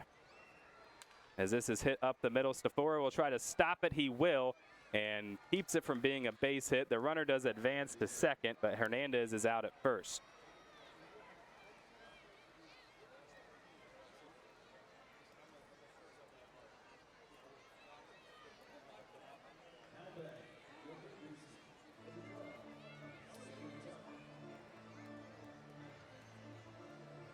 One away for Stanley Tucker, the 9-hole hitter, who is 1 for 2, singled in the 3rd, and then lined out to begin the 6th.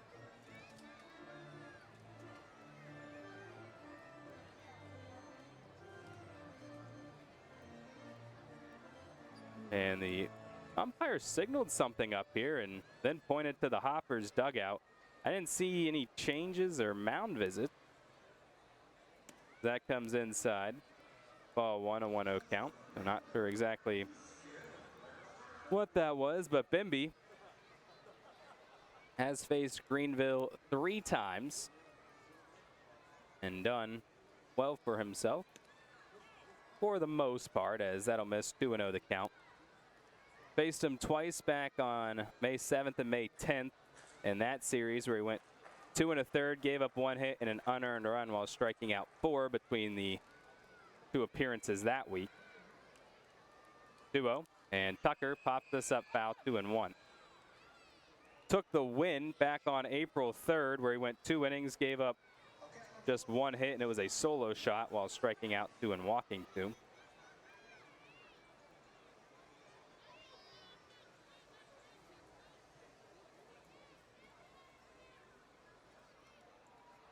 Two-1. And that'll miss 2-2.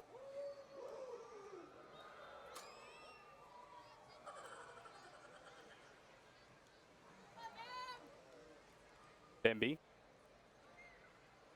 comes to rest and fires in, and that will make it a full count now for the 9-hole Tucker. Jacob, former 11th round pick by the Pirates.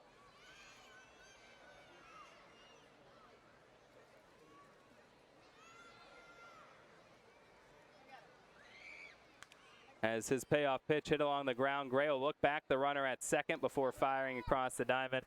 Kept the runner at bay and got the out.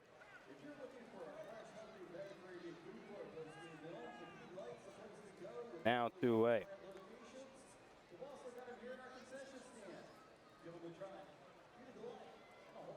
So Indy has a car up now, as Bemby, we told you he finished his career at Western Kentucky, but started out at Wabash Valley Community College and then spent a season at Tennessee before making his way to the Hill.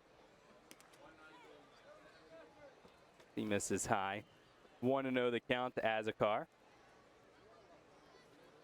When he was at Wabash Valley, led the Warriors to a 59-9 record and ended up making the JUCO Junior College World Series, as that was on the ground to Sammy Stafora.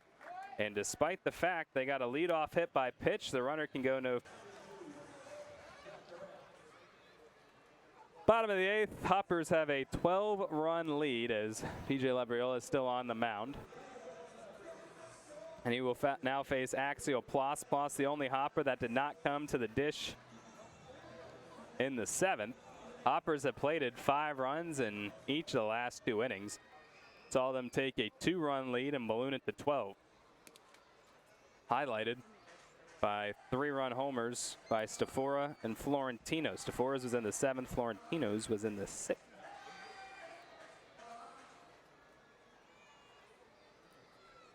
One 0 on the way to Ploss, and he fouls this off. 1-1 the count. And as you look, I promise we're not pumping in crowd noise. As you see from the view of the stands behind the plate, there is a group, actually a lot of group of kids down the first base line. 1-1. Adam missed 2-1 the count. Here on a early Wednesday afternoon where just reached 90 degrees for the first time today. Last week, we were at 94, 95 by first pitch, and that was when first pitch was at 6:30 or 7. So we'll take this. This is a nice little break. This is 3-1 here to Ploss.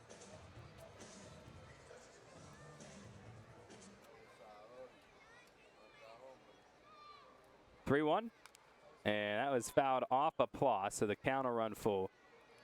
Ploss came up to Greensboro at the end of last year, and he struggled offensively, and I asked then Grasshoppers manager Blake Butler what he knew about Ploss, and he said, don't worry about his offense. His offense will be fine. We never saw it last year, and now Blake Butler is the infield coach of the Miami Marlins. But we have seen Ploss's offense and exactly what Blake Butler was talking about. As Ploss hits this one, a worm burner into right, and that'll be his second base knock of the day.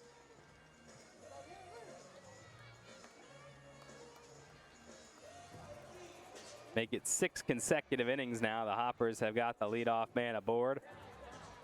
And Murph Gray, who singled and scored back in the 7th and the 4th, comes up 2 for 4 on the day, and he's got Ploss on first. Pitch here to Gray, and that's in there. 0-1 the count. Hoppers trying to make the playoffs for 3 consecutive seasons. They did it twice under Butler, and the standard has not dropped under Jose Mosquera as Gray hits this one high and towards State Farm Hill, where it goes foul. 0-2. Level of play and level of expectations has not dropped under Jose Mosquera. His team finished just barely out of first place in the first half of the division, and now will try to win the second half for consecutive years.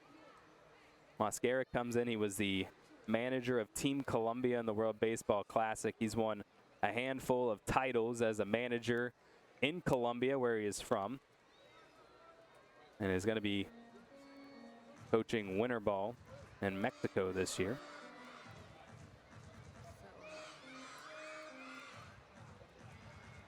As Gray battles that off 0-2. So the Hoppers went from one good young coach to another good young coach. As Gray skies this one up, foul and out of play, and it'll be another pitch to up here. And I asked Philip Wellman, who is the bench coach for the Hoppers, been around the block a few times managing minor league baseball.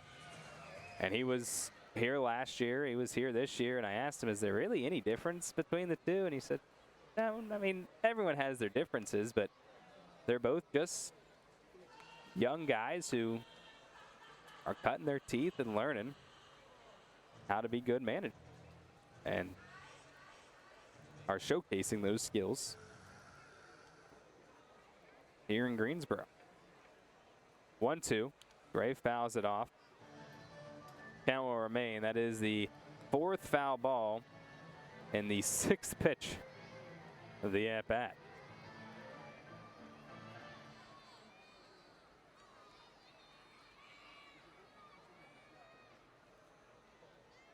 Labriola. The 1-2. And Gray lays that off, 2-2 the count. They are making him work here at the plate, or at least Gray is.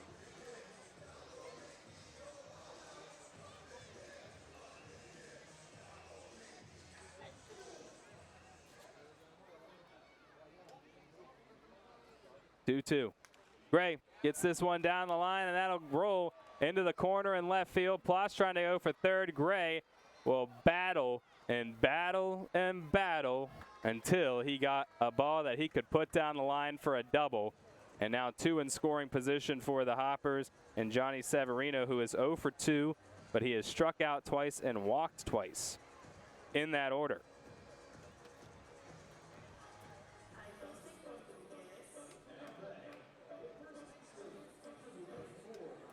Two in scoring position for Johnny Severino. The Hoppers, who looked like they were going to give up a perfect game into the 6th yesterday, has really turned the offense on here today. As Severino will take a first pitch curveball on the corner. 0-1 the count. Just over the 2-hour mark of this game. 0-1. Swing and a miss by Sevy. 0-2.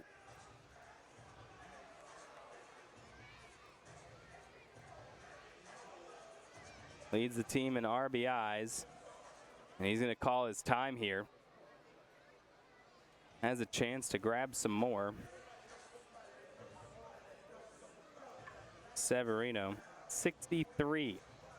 The next closest Hopper is Carmichael with 55. 0-2, swung on, hit high, hit deep into the alley in left center, and that ball is off the concrete above the hill there in left. Severino, his 20th home run of the season. He had the chance to pick up 2. He said, nah, give me 3. 102 off the bat and 399 the distance. And the Hoppers continue to roll on offense, their 3rd 3-run blast in as many innings. As he got a curveball over the heart of the plate, and he did not miss it. 16-1 Hoppers. There is still nobody out. A single, a double, and then a 3-run jack through 3 batters in the inning, and Bob Kipper is going to go back to his spot in the dugout as someone is starting to warm up in the pen for the drive.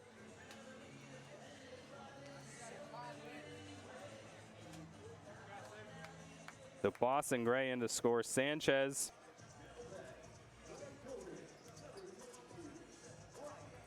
has homered today as well. He is 1 for 4.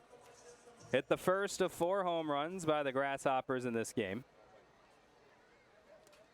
As that'll go into the dirt ball, 1-0 count. Labriola wouldn't be throwing his 40 or 40th pitch even. As we get word, Tyler Davis is warming in the pen for the drive. 1-0, this will hit a lot of ground, and that will get through into center left as Sanchez picks up his 2nd hit, and the Hoppers, 4 batters to the dish, 4 hits. 2 singles, a double. And a home run, and Liam Carroll immediately, 1 pitch after Kipper went out and came back to the dugout. Carroll, the manager, goes out and is going to take the ball from Labriola. The Grasshoppers, well, they have been mashing in this game. 4 home runs, 3 of which were 3-run bombs, and now they have extended the lead 16-1 as Tyler Davis is coming onto the mound. The Mississippi State Bulldog and former BCU Ram is coming into this game, making his 8th appearance. He's got a 1-1 record and a 5.56 ERA. 11 1/3 inning of work, 12 hits, 7 runs all earned, 15 strikeouts to just 3 walks, so he fills the zone but he has a batting average against of 279. PJ Labriola's stats, he went 1 inning, as he did not record an out in this inning. 7 hits, 8 runs, all earned. 2 walks, 2 strikeouts, 2 home runs, and 40 pitches thrown on 12 batters faced. As Josh Tate comes in to face the new pitcher in Davis, and with no outs, and Sanchez on first. 0-1, Tate hits this one on a 1-hop to third, as they'll go around the diamond and only get 1. Tucker got it to second to get the out, but then White fired it wide of the first baseman Hernandez. So Sanchez is the first out, but Tate will reach on the fielder's choice. Camden Janik, who is 2 for 4 on the day, has 2 singles and reached on an air where he came around to score. Comes up with 1 out and 1 on. As that's fouled into the netting. 0-1.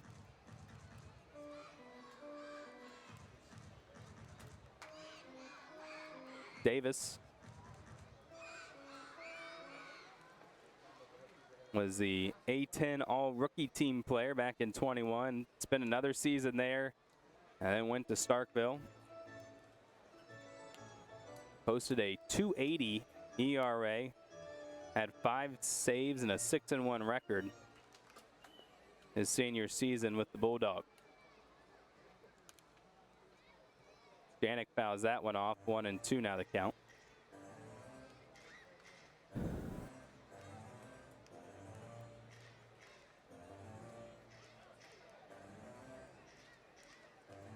Davis originally drafted by the Royals, as this is going into right but hanging up and allows Gonzalez to get underneath it for the second out.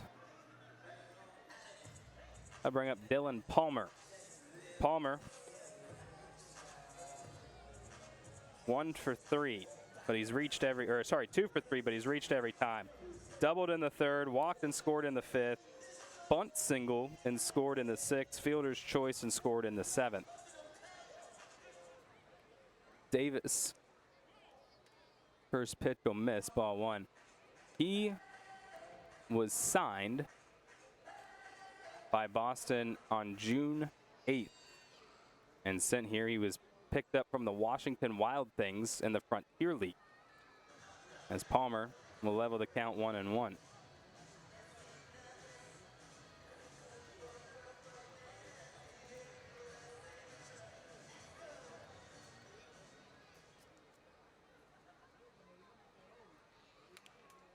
Palmer fouls it off. 1-2 the count. He had made it as high as high A before being cut by the Royals, and then went to the Frontier League, and now he's back, this time in the Red Sox org.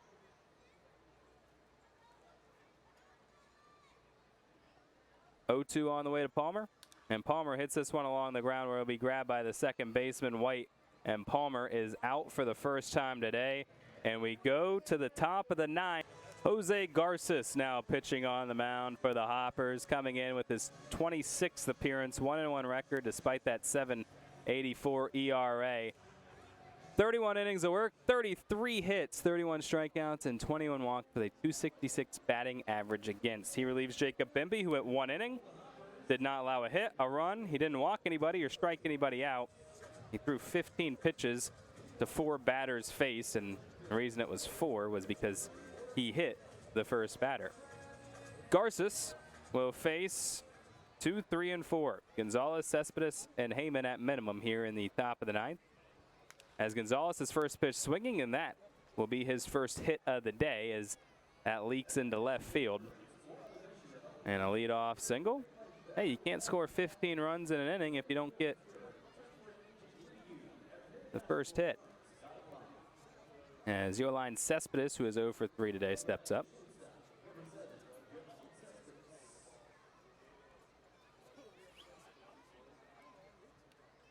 Garces, 4th pitch, though. There goes the runner, and We saw him try to steal second earlier when he reached on an error in the 6th, and Gonzalez will take second now without any thought by the Hoppers. And Ploss rather, going to go call time and talk to his reliever. Garces has had 2 save opportunities. He is 1 for 2 in those situations. This is not one of them. Counts 0-1, and they're going to give Gonzalez a defensive indifference.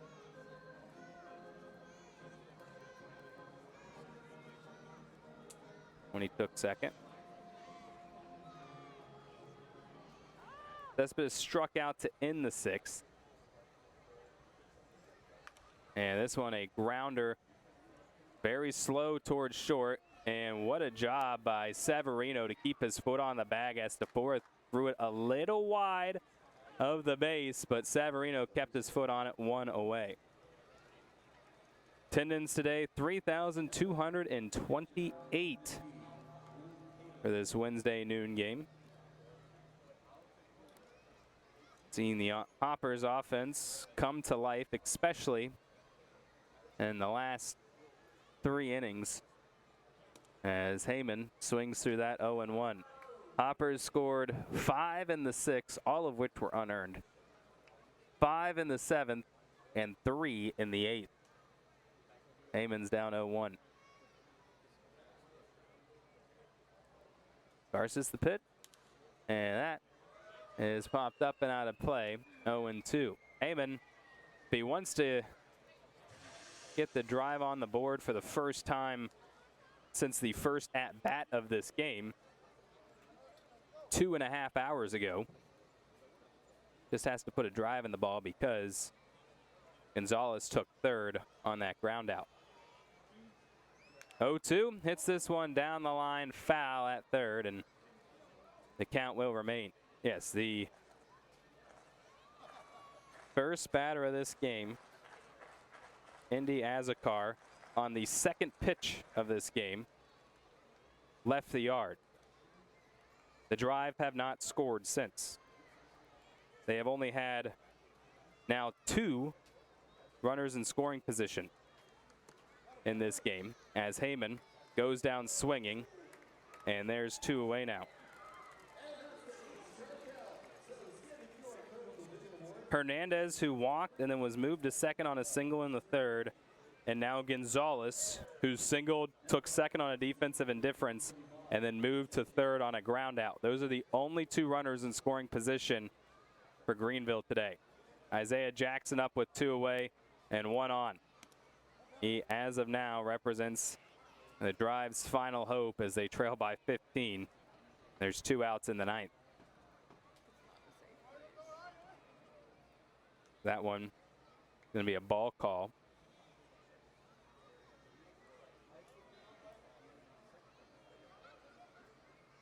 (1-0). That's in there, despite the fact it was dropped by Ploss. It is a strike, 1-1 the count. These 2 teams go at it again 6:30 tomorrow. Cameron Keyshock on the mound for the Hoppers. A to-be-announced pitcher will be going for the Drive.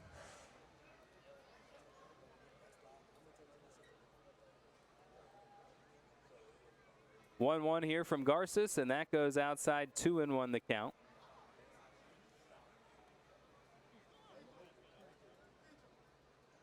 A day where Hopper's offense came back to life after a slow day yesterday, and then they shut down Greenville. 2-1. That goes outside. 3-1 the count. Still managed to use, as of now, 5 pitchers. That's because Hernandez went 3 innings, which he was scheduled to do. And they didn't want to push Bimby past an inning of work, as that's fouled back. And now the count is full, and Greenville is down to their final strike. Jackson 0 for 3 today, struck out back in the 2nd. And he's trying to find a way to extend this game. And he will do so for the moment by calling time. A wind starting to blow around the ballpark here and blow straight out of left field. Payoff pitch from Garces, swung on, hit high and deep into right, and that one is not coming back.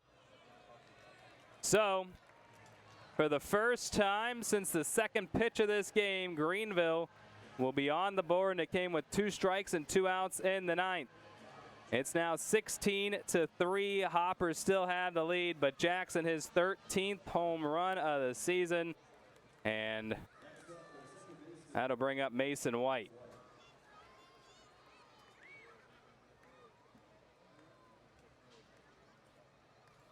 Gonzalez stepped on home plate, then stood there for a minute, said something to Ploss. Not sure what it was, but 16-3, can't say too much. As Garces fires one to the backstop, 1-0 the count.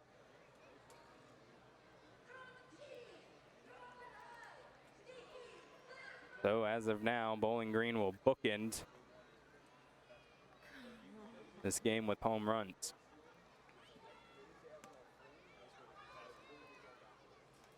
"1-0 goes outside, 2-0 the count for Garces. That is his 9th home run given up this season.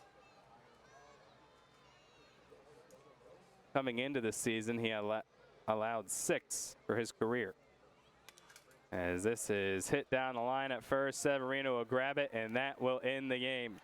So despite the fact the Drive had a 2-run blast in the 9th, Hoppers managed to win by 13. It is 6-13, and going and taking the loss for that one is going to be Kyson Witherspoon.